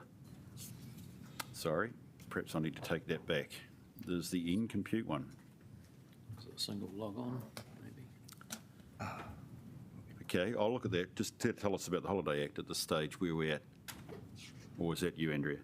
It's probably more Meredith. Oh, Meredith. Well done, thank you. Over and above what's here, we expect to commence payment for the remediation around June this year. As I reported the last time I was at Audit and Risk, we had about a 2-month delay after a number of spreadsheets and data was deleted by the technical company that is working with us, or the platform that we use. So we had to start again. At the moment, we're not 100% confident with the model, so we continue to work with Grant Thornton on the calculations. So at the moment, the final estimate is still a range that we have with a midpoint of around 5 million. But other than that, we are confident that those calculations will be resolved in the very short term and that we can commence the payment to ex and current employees and the CCOs. Brilliant, thank you. And the portal enables people who are essentially ex-employees to say, hey, have you remembered me? And actually, I think you might owe me money. Yeah, it enables them to look up to see if they are indeed owed any money based on the calculations and to submit for it. So it's the easiest way that we can think of that to manage it, and of course it's completely secure and cut off from the rest of our systems. It's a good idea. Thank you, Meredith, appreciate that. Look, I'm struggling with my other one about the year in compute. Let's not worry about that one, John, at this stage. I don't want to hold up the meeting. So look, the other thing then that I wanted to just make brief comment on was my appreciation that you're doing the fraud work. It really isn't probably a sense for us of high risk. And I appreciate the diagrams that you've put in terms of, you know, your assessment or where it's at. I just wondered, we have 2 issues which, in my quick review, I couldn't see on there, but they're actually, one of them is actually quite hard. One is the risk around collusion. Now, obviously, our best defence is segregation of duties, and I think you probably have that there. I wondered how your analysis did or didn't deal with that. And the other one, so I'm looking, sorry, by the way, at the green column, how might successful fraud be committed? The other area was procurement. Which actually, if I look at my experience in the last couple of years, you know, the things that hit the headline, it's actually local authority procurement processes. And I was just wondering how much that is factored into your thinking about how much, you know, our fraud risk profile. So when we were workshopping this, we dealt with collusion risk through it's the second box there under external, marked bribery and corruption. So that was where we been the primary basis to lead to collusion. Correct. Okay. So that's how we've kind of factored in collusion risk, which would kind of, there's typically an internal and an external element, but there could be both internal parties in a worst case scenario. Our procurement risk came into things through the price creeping and collusion risk, again mentioned at the bottom of that box. Obviously, there's been a recent case that's in Auckland, which is under investigation, which has caught our interest.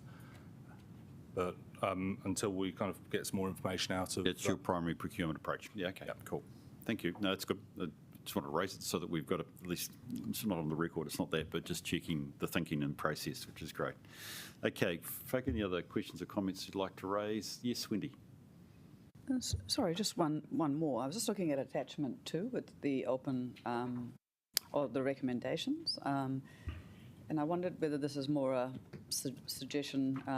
Possibly, it would be quite good to, like some of them. If I pick out one, the Legislative Compliance Resource Management Act, you say the actions in progress have been superseded by the consenting audit was due for Q3. So should those recommendations be closed? So I was just it's a clear, open, closed due date. We've changed the due date. Here's it. So I think maybe in terms of presentationally, I think it would be quite helpful if that column, which says progress as at February, is expanded a little bit more to give a little bit more information, if that's possible. Yes, Anna. Sorry, your question just reminded me of another one. Just around procurement for services, do we use central government processes to employ people to do particular tasks? We aren't mandated to use central government processes, but we do, and our policy aligns, our internal procurement policy aligns with MBIS. Okay. Yeah. And has there been any review of those processes by which we employ people recently or on contract? I think the procurement policy was last updated within the last 18 months, so that would have been the last chance. Okay. Sorry, it's just more an internal review to make sure that it is robust, and the auditors would look at, I'm particularly thinking about professional services, that those processes are transparent and meeting standard. I can't speak for the external auditors, but if we were doing a review, that's what we would cover. Okay, thank you. That's for now. Liz. Thank you, Mr. Chair, and my apologies for leaving the room, but it just prompted a question that I do have with procurement. Are we a part of the process that Amotai is involved in? So I know, yeah. I can answer that. Yes, we've been looking at that. I can arrange for our commercial partnerships manager to talk to that at some point. But yes, we've been working. Because that is a requirement, isn't it? Well, again, we're not subject to the requirements under, as Richard explained, but we do align as much as we can. Yeah. Cool. I can talk to you offline. Thank you. I think this all proves, John, what I said to you before the meeting. Actually, this is really important to us because this is providing us with assurance. So I think there might be one or two little details. Wendy, you've raised some that would be perhaps helpful just to give us a bit more clear direction. Even Iona's question about, I hate to say it, a more fulsome response why the marina one, for instance, as an example, isn't conducted. And you probably have, but I think it's good to anticipate the sort of question that Wendy has asked. So if we aren't doing something, or we are, recommendations aren't going to be implemented at a certain time, implicitly we have a higher risk environment. What are we doing to manage that? Because presumably without an implemented recommendation, by definition, we must be at a higher risk. So it's a proportionate, question, but well worth thinking about. So that's very, very helpful, the report. Thank you. So look, can we move to the recommendations, please, which is that we receive Richard and John's report, we receive the update on progress, and we receive the update particularly around the fraud risk, protected disclosures and investigations, which you've given us in the papers there. Do I have a mover and a seconder, please, for that? Thank you, John. Thank you, Wendy. Any discussion on the motion? Being none, yes, thank you. I'm glad you hold up that remote. I get that in the corner of my eye, so I know to say remote, Liz. The moment you don't put it up, I'm going to say hands up. So there we go.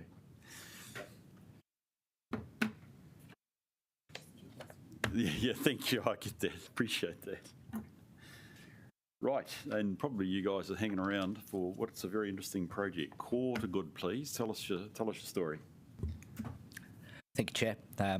Stealing your words from last week, core is good but adequate. No, core is adequate, good is a lot better. That's what we're aiming for. So this is a piece of work to strengthen our internal controls and our processes. We reported back to this committee in August last year, and our rating of our internal controls at that stage was at core. We were asked to come up with a piece of work that would lead to a higher rating of good. What we've got in the paper sets out a programme of work over the next 18 months which will achieve that rating of good, subject to any hiccups along the way, a large fraud or something that we don't yet know about, but I'm confident that this programme will get us there by mid-2025. There's already progress underway, which I can talk to. Some of the strengthening around the integrity framework, some of the work that came out of our last sensitive expenditure review has already been implemented, which is indicative of where we're heading. I've tried to emphasise it in the paper, but we had talked about bringing a risk profile and monitoring that risk profile through this committee. We've put it there as an example of the work that we've done, but we see that it's completely duplicated by this piece of the programme of work. So we're only going to report back to you on the programme of work and the progress there. Right, thank you. So again, very valuable piece of work. This is management reflecting what they're wanting to do internally. Great, Iona.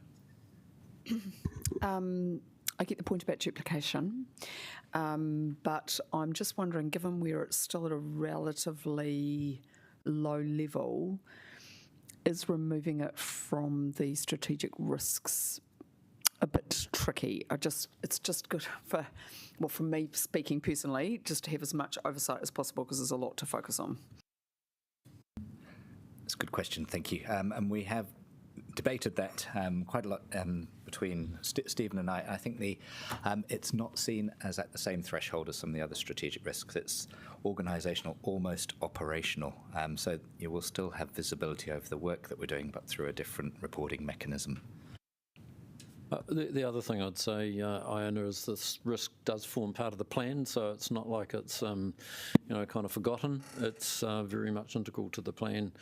To call it out as a strategic risk, as Richard said, it's really at a different level. It's important, but we also have other risks that kind of operational in nature, which is at a different threshold. We thought that it does sit much better as part of the plan rather than kind of on its own. So that's the way we'd suggest it's handled. Yeah, I take the point. I don't want to have a big argument about it, but I guess there is significant risk if these fail. So, yeah, I guess that just gives me a bit of concern. So, can I maybe perhaps I can offer some advice here. I mean, we're coming from a base of what is adequate or core. So it's not as if this strikes me as being so fundamental that it is strategic in nature, and we're trying to talk about what's big and what isn't. But I think in looking at this, because actually I do like the risk profile analysis, to be honest. It's actually very helpful.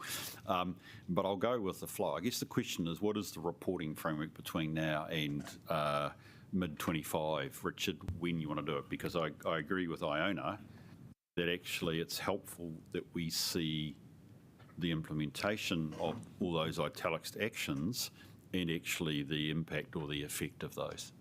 The next proposed report back will be August this year when we do our controls assessment, our annual piece of work. So we'll report back as to how far along the scale towards good we're getting.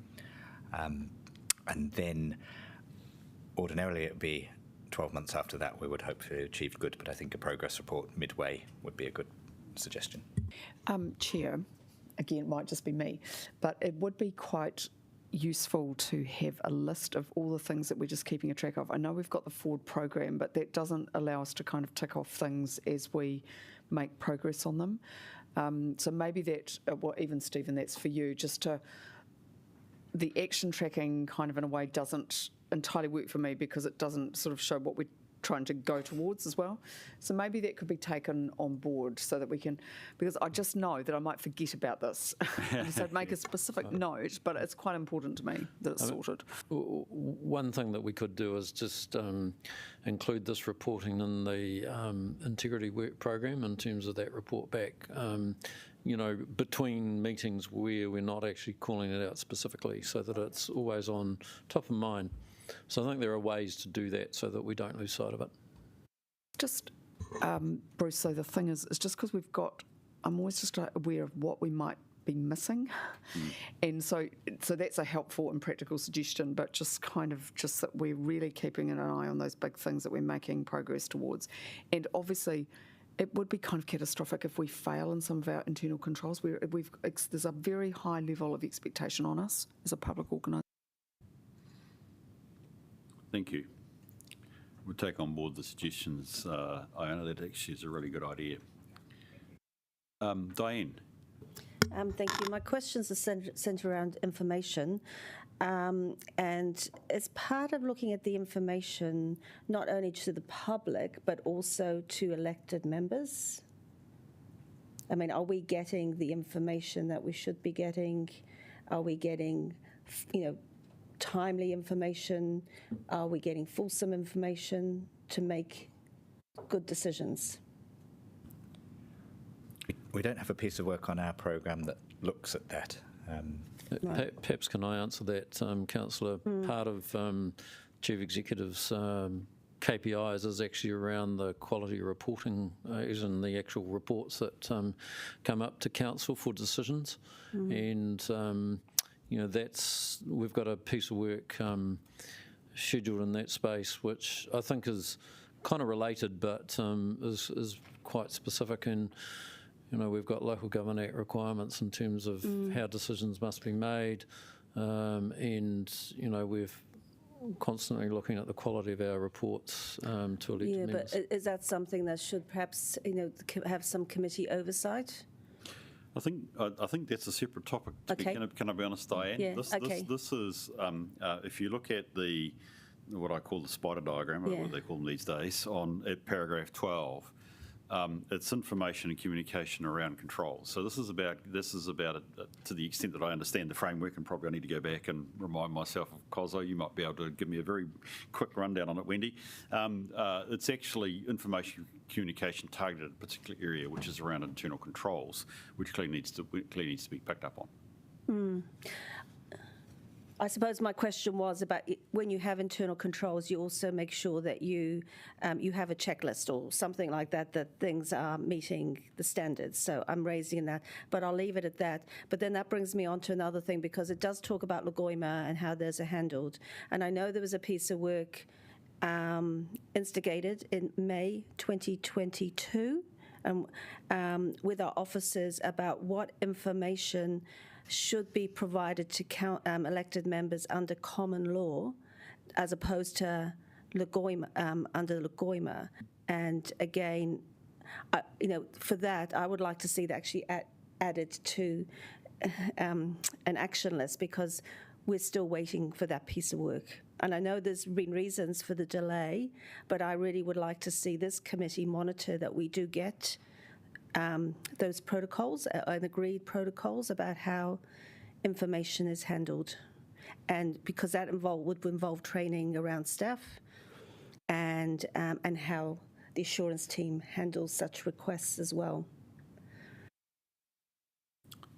Thanks for that comment. And Richard, I noticed that actually as part of the information communication, you've got Lagoima in there as part of the process. So perhaps you could take on board what Diane said and we can work that through. And I'll flick you the emails if you like. Okay, any other questions on this really good approach? Well done. I'm glad that you're in the process of doing it, Richard. And so I think in effect, just to go back to Iona's original question, it'll form part of the general integrity update, and August there'll be a specific formal update on the total program. That'd be great. Can we go to the recommendations, please, which is that we receive the information, we endorse the proposed actions, we note the organisational policy controls risk profile, which forms the baseline and target for the controls uplift. And we note the organisational policies and controls risk will not be included as one of the strategic risks. So that's the debate we had at the start. Do I move in a second for those, please? John? And I'll second that. Or Liz, you will. Oh, no, you got your hand up to say, Bruce, get on with the vote. Okay, rightio. Can you take your remotes, please, and vote? Thank you.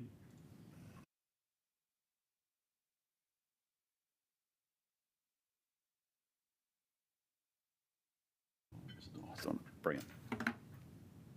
I'm making an assumption you're all voting okay, because I just don't look around and say I presume it's carry, but it is actually in this case. So thank you for that.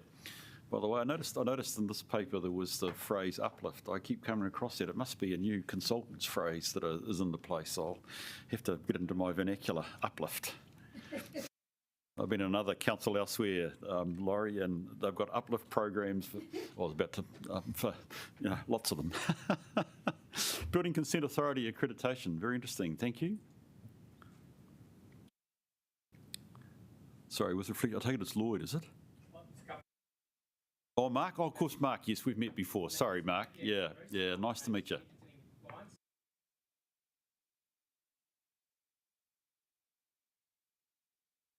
Mark, I assume you'll obviously know the councillors, but my fellow independent Wendy Venter down here, as well as possibly a face you might have seen before. But Wendy's part of the team as well. So thank you, and it's great to have you here. Very interested in this. So salient points would be great, and then I'll open it up for questions.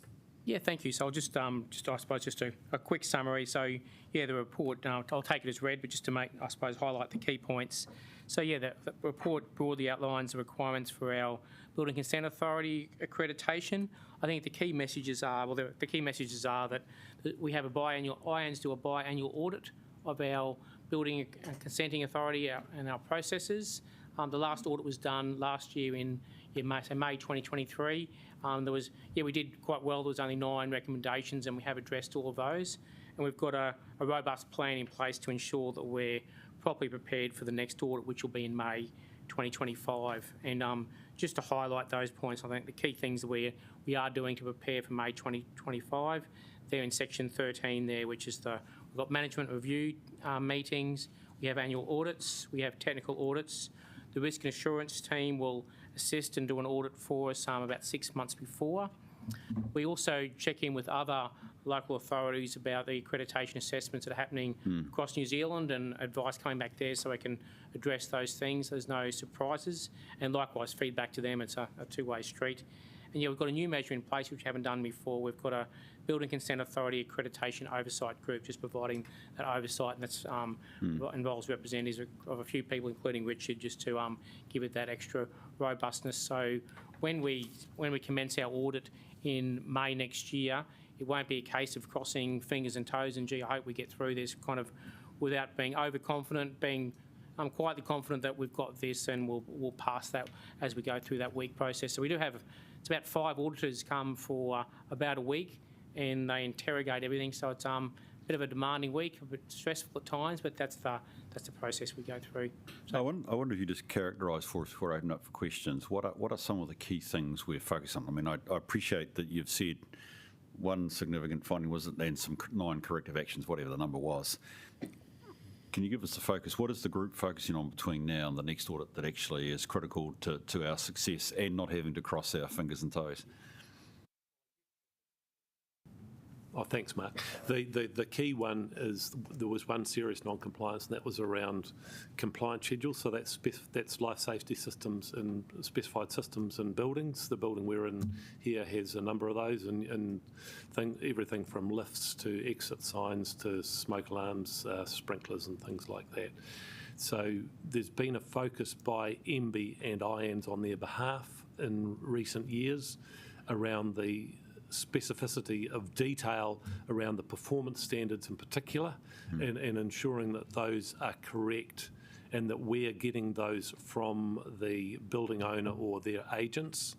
And it's right down to the what is the name of the standard, what's the correct date, what's the correct amendment, what's the correct version. So they're like, if you like, if you think about an onion and they're peeling back the layers, they're looking for more and more detail on this and ensuring that we're not just putting what we think's right, but that we've got that information from the building owner or their agents. And that's one that a number of BCAs throughout the country are struggling with, because it's a sort of it's not well understood in the industry sometimes, and sometimes we don't get the correct information from building owners or their agents, and we have to go back, and do a number of rounds of what we call RFIs, or requests for information, in order to get that right. So it's about showing a straight line between when the application comes in and to it comes out the other end with a code compliance certificate when the work's been completed.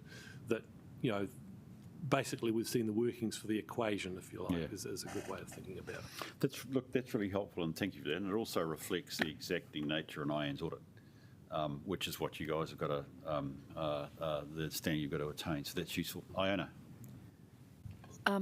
Sorry, the serious non-compliance? What was it? Yeah, do you want? Yeah, it was what I was just talking about around specified systems and compliance. Okay, sorry, I was trying to do 2 things at once. Can we just, when you do a report, can you just outline what that is? So, because when you read it, it looks a little bit alarming. Yeah, sure. Yeah, take that feedback on board. Now, I kind of wear 2 hats on kind of this issue because it's really complex. So, on one hand, are you more sure that we're getting better quality buildings, we're not getting leaky buildings, for example, because you've got this quite rigorous process? I understand they've been quite tough with you. Yeah, well, I think this process alone doesn't achieve that, but there's rigorous standards in the Building Act. We have quite rigorous processes downstairs, level 10 on our building consent and compliance team, in terms of how we consent those buildings, and then the inspection regime. We do have a number of inspections to ensure compliance with those standards. So we've got a rigorous program in place, and we do have that. This is part of that ensuring we have a robust arrangements in place that we're not slipping. So the robust plans in place to ensure that we don't have more leaky buildings. It is a much broader issue than just this audit, but this is part of the process of ensuring that. Yeah. And what about for accessible buildings? The bar's really low anyway, but are you finding, and are the auditors finding, that the building owners are complying with that aspect? It's a bit outside of the scope of this, but did you? They must have to look at it, because you say the reason I raise it, it says that that you have to meet the disability and accessibility requirements. So that's certainly part when we do our consenting, when we ensure those standards are met. When we do our inspections, the inspections are ensuring that the building is built in accordance with the consented plan. I'm not sure if you want to expand upon that. Well, yeah, there are specific building codes around accessibility, and that's looked at in the consenting phase, and as Mark's probably indicated, that's also addressed during the inspection phase, and then we collect anything we need to when we're certifying at the end. And you're finding that people are complying? They're not? I don't believe it's a particular area of concern. So I've not noticed it in audits. And I suppose the simplistic answer to that is, well, they need to, because we check that it's compliant when we review the plans, and we issue the consent accordingly. We ask for anything that may not be compliant to be addressed, and then the inspectors are checking those things when they're going out on site, yeah. And just the last question, which is the other side of things. So I understand they're incredibly strict. So a large public entity needed to basically do the whole the building consent process for a major civil project, because they hadn't got the money in time from the Ministry of Education, and then they had to get a whole lot of extra cost because the auditors apparently were very inflexible on whether extension of time could be given. And is that working for people? Because it just does impose a whole lot of cost. Can I just be careful here? I mean, you're asking quite a specific question, and we're dealing here with an audit iota. Yeah, no, so the auditors, what I'm essentially, I'm using this as an example, are the auditors being too inflexible so that they're stopping necessary work being done, given that we have a whole lot of earthquake-prone buildings and we need to build houses as well? I would just say the auditors are checking legal compliance, I suppose. They're checking that we're carrying out our processes in accordance with the law. Sometimes we have some robust conversations with them because they are strictly looking at how we're complying with the law. Sometimes we may have a view about having a customer-focused and type approach, and sometimes the strict legal interpretation can be different to what a customer-focused approach might look like. So we do sometimes have debate with them around those kind of points, and sometimes, yes, they do rein us back and say, well, hey, you've been a bit, well, don't use these words, but hey, you've been a bit too customer-friendly here and you need to rein it back to according to what the law does tell us to do. Because just my concern is that we can lose our accreditation. This is why I'm asking it here, if we don't comply. But does that mean then that flexibility to meet particular needs is lost? Well, I can only reiterate what I said. There are some times when it feels like they're asking us to take an approach which is quite letter of the law, when we sometimes feel like we would like to do things more in the spirit of the law, be more customer focused. So there is that tension there, yeah. So look, I do accept the proposition or the question you're doing, which is elsewhere I'll call, what's the ease of doing business with council? And it's quite frankly a very big issue right at the moment. But I think we need to reflect, this is a audit of our processes in compliance with the codes and the standard. But sorry, Bruce, I was warned, just in this particular instance, that we would lose our accreditation if we were a bit flexible, and so that's where the question is coming. No, and I consider it appropriate to raise it here. Yeah, I know. I absolutely take your point, and I think Mark's trying to reflect that actually IANZ is a standards-based review which we must meet, and I think you're hinting possibly mitigates against ease of doing business with council or flexibility, because you've got to do it, you've got to meet the standard. Potentially it does at times, for sure. Yep. Thank you. Diane. Yes, in the papers, financial implications, there was no financial implications. So I'm just really seeking assurance that the group has sufficient funding, and I know we're increasing the fees, but making sure that there's sufficient funding to provide the level of service that we need to provide in terms of meeting these standards. So. Sure. I suppose there's a number of aspects of that. We do have Lloyd's role, a lot of Lloyd's role is quality assurance and ensuring Lloyd doesn't work full-time on this, but a lot of his time is on this. So we do have that specialist expertise. We also have a business improvement team that Janet manages. In building consenting and compliance, we are mostly broadly meeting our consenting timeframe. So we do have those we're meeting those in terms of consenting. We've also got a reasonable timeframe wait for inspections. Of course, everyone knows we're in when we've passed the boom time, we're not having the same number of consents coming in that we had 18 months ago. So as an organisation, and particularly in my area, we need to be careful to make sure we're maintaining a reasonable amount of staff as we look at things, because we need to make sure that when we move towards the next boom, we're not caught flat-footed, and we've got enough staff to deal with any uptick that may arise. Yeah. And so that's enabled in future budgets as well, because I'm conscious about our LTP, just making sure that there is sufficient funding to enable you to be able to meet. Sure. the So yeah, we do have fee increases. Through you, Mr. Chairman, if it's, Yeah. I might just add, Councillor Cover, some great questions. So Mark's presenting. We are. They normally are. Is that what you said? Okay. So Janet's a recent appointment to the team. We have a systems improvement program of work that's underway at the moment, and the idea of this team, as well as getting their accreditation every 2 years, is to also look at our systems and processes that are happening within the city containing compliance. Of course, it's liquor licences, environmental health, food licences, building and planning. So it's all of the regulatory functions that we're asked to undertake and do. And I think the important point is, as part of Mark's LTP funding structures, is we have increased or looking to increase some of our fees across the board to help fund the systems improvement. So we have a sort of a software package that supports all of those services I just described, and that needs a good look at and a good modernisation. So we have planned for this LTP to make continuous improvements, building on what Janet's work is, and I'm pretty confident, even though we are in a downtime and volumes are low, I'm pretty confident we're going to provide an even better service as we head towards the future, Mark? Certainly, yes, we will. We're in, we've got some really, really positive, exciting things happening in that area. I am going to take back to council in a briefing sense some of the work we've been doing with the development community as well. We've had 3 series of Hui now trying to understand what the blockages are and what we can prioritise first, but also some of the systems improvement, people, process and culture work we've been doing in Mark's area. Thank you for that. Okay, Appreciate that. Are there any other questions? Look, thank you for that, Mark, Lloyd and Janet. It's great to have that.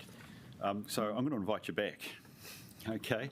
I am grateful that this paper's been put up, because from our perspective today, we've been talking about assurance that our risks are managed, and I'm used to effectively receiving the IAN's report. So, but I note that you have a significant, benchmark of 6 months prior to the audit actually taking place, which I presume will be one that you want internally, that you want to pass. I'd like to invite you to come back at that point with the results. Sure. So that we can be also in the picture, assured and perhaps even forewarned if it's potentially a challenge of getting through that IAN's audit. So if I could just extend the invitation. Again, I know this is a bit like actually how do we make certain it happens, and I know Steve's listening, and we'll get that onto the program. I'd be very keen to see the results of that that'd be great. that 6 month pre-IAN's review, so we could be aware of it. Thank you for your thank you for your time, but I've actually deal with the resolution as well, which is we receive the information. You take your remote, please. Oh, sorry, mover and a seconder. Thank you, Liz. Stove a seconder. Thank you, John. Can you take your remotes, please, and vote?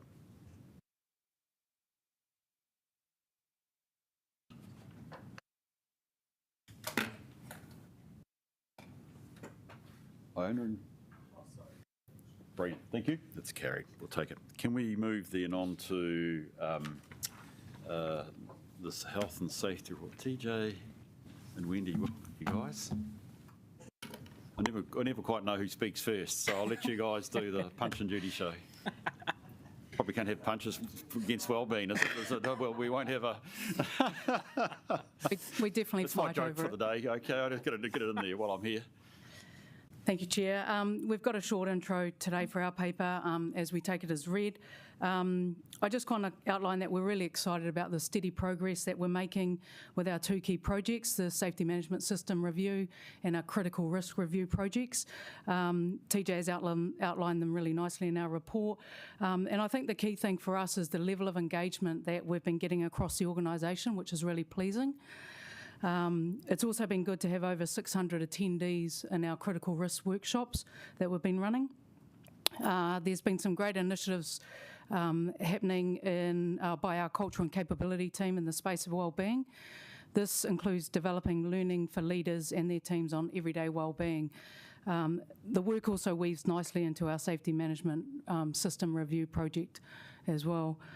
So other than that, we're happy to answer any questions. Thank you. Appreciate that.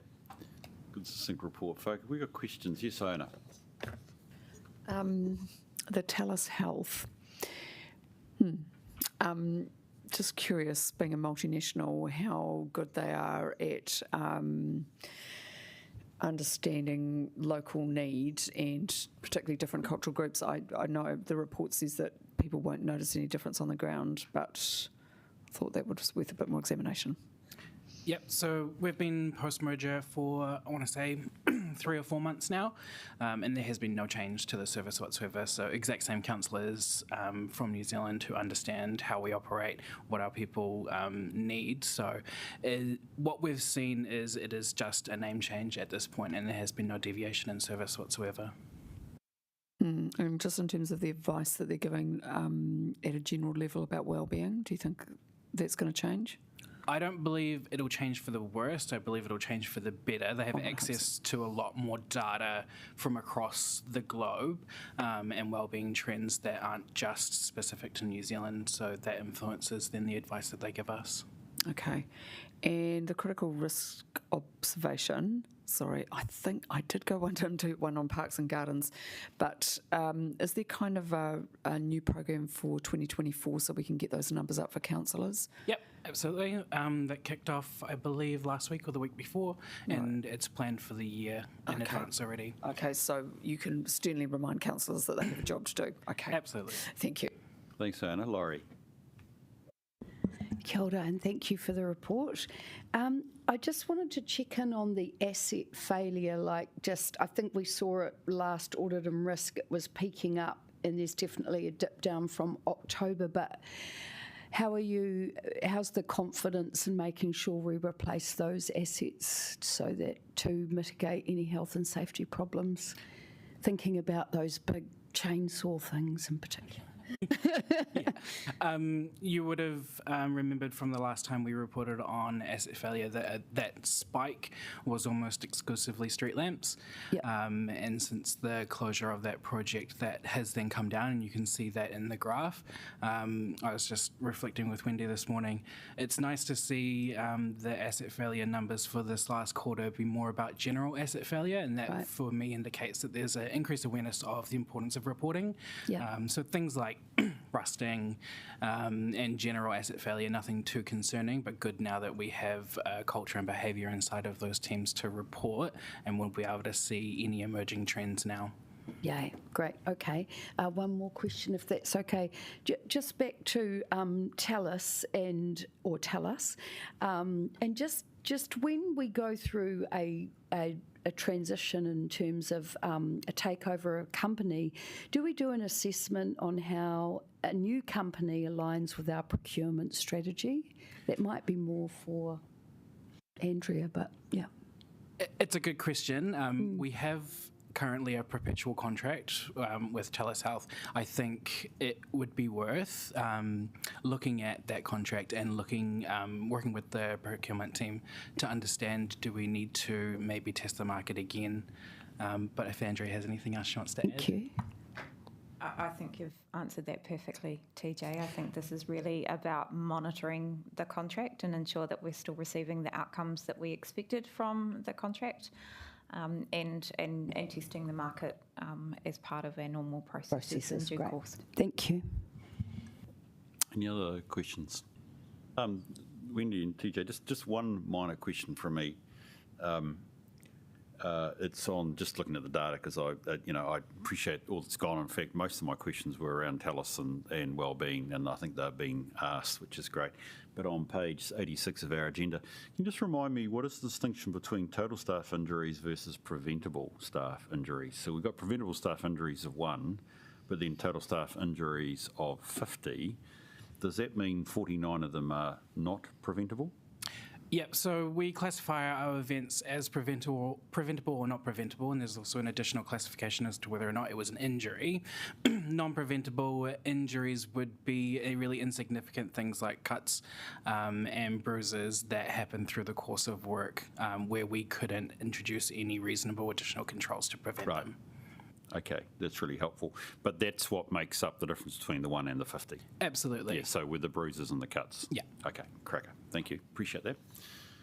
Yes, Wendy.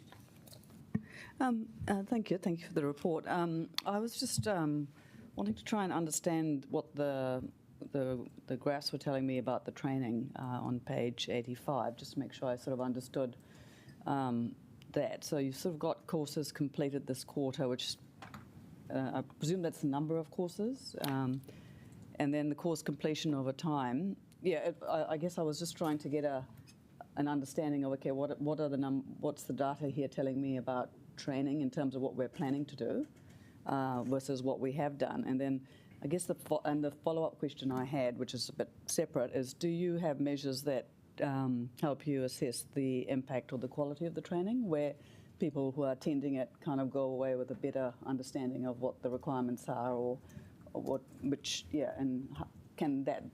if you do, can those measures be somehow reflected here? So, sorry, there's a few parts to it, but it's all in the training. Cool. Great questions. I'll answer the first part. So just clarifying that those numbers there in the quarters and in the line graph represent number of attendees at courses. And then I believe the second question is around testing the effectiveness of the courses themselves. We just introduced in December, and we'll start to see the data at the beginning of this year. Our training program kicks off in February. A new assessment framework that was developed by our learning and development team. And so we'll start to see that information from attendees about whether they found it useful and how it could improve. And I'm happy to bring that information to this committee. Great. Yeah, the only other part was whether the number of attendees then was in line with, it's sort of a completeness question for me, is this, are we getting to all the people we should, or, it's, it might be a bit hard to assess how you're trying to do that, because you obviously got turnover with staff and things. Yeah, so there's various different training matrices in play across the organisation. Through the work that we're doing in the safety management system, we're setting a clearer expectation on what that training matrices for safety looks like, or should look like inside of units. That will give us something to audit against. And so right now it's a little bit unclear as to what the expectation should be. We know that we're offering training that fits our risk profile, but we don't know yet what an actual target should look like, but that will become clear through the development of the SMS. Thank you. That's great. Yes, Laurie. Yeah, just one more question on personal confrontation and coming into LTP time. So it's good to see that we're working with staff, but can you give me an example of how, kind of what areas of staff do we help with their understanding and capability on how to manage potential or confrontational interactions? Like where are our focus points and how do we do it? Our focus points are always frontline staff, because that's where this risk emerges the most.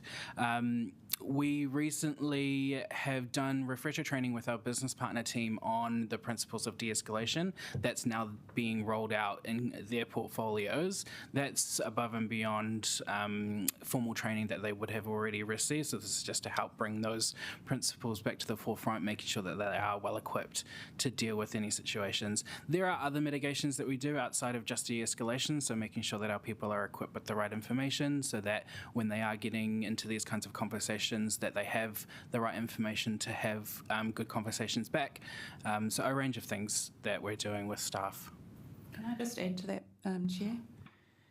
Your question, Deputy Mayor, was also in relation to the LTP and the engagement coming up, and strategy and governance have put additional controls in place, including more online engagement to reduce the chances of confrontation and abuse, which has been suffered in the past within this training. So, Stephen, you might want to comment a little bit more on that, because we're very cognizant that those times are very emotive, and we need to reduce the risk or remove our kaimahi from it.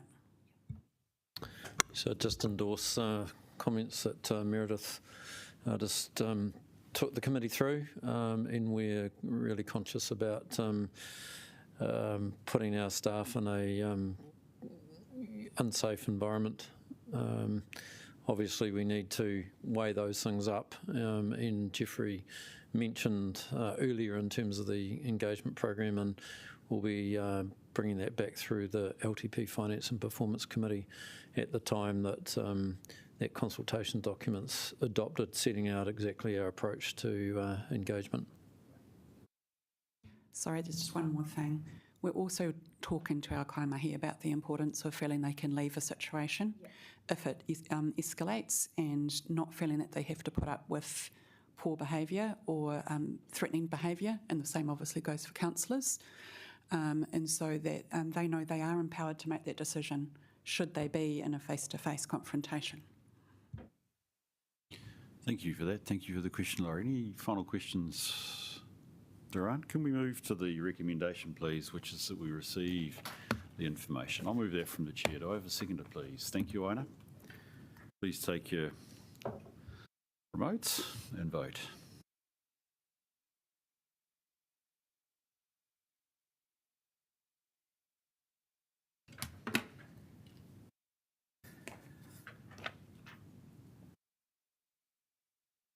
Right, Stephen, I wonder if we can rock through the procedural stuff here, please.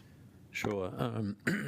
Just one thing to highlight in the forward program. Obviously, there's a balance of looking back, but very much looking forward in terms of different work programs. Another thing to highlight is, given the risk management framework that we've had in place probably for 3 years, we thought it's timely to take a look at that, and we're going to cover that off in a workshop, both in terms of methodology, how we approach it, and probably looking to simplify it, but also kind of an initial look at those strategic risks, and just to say that really until the LTP signed off, that would kind of be the final look at what that strategic risk or the bundle of strategic risks look like. That's the way we approached it last time round, and I think that's still relevant, but we will have obviously a conversation about that through the workshop.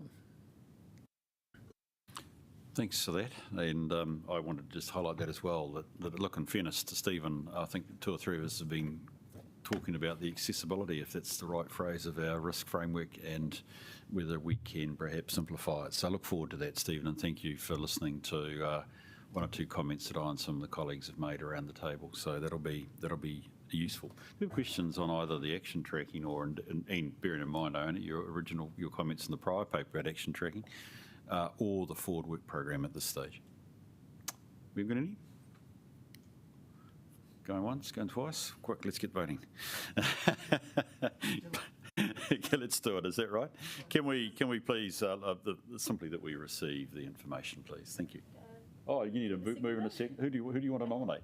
Can I look? John's going and Tony's going. There we go. Thank you, you guys. Appreciate that. Oh, process, Bruce. Come on, you get it right. You're going to vote again? You're going to abstain, are you? Right, thank you. Right, I've just had a quick chat with Stephen. I think I am up to public excluded. Now, Stephen, I think you're recommending there's actually little relevance at this point, given we don't have Bess here today.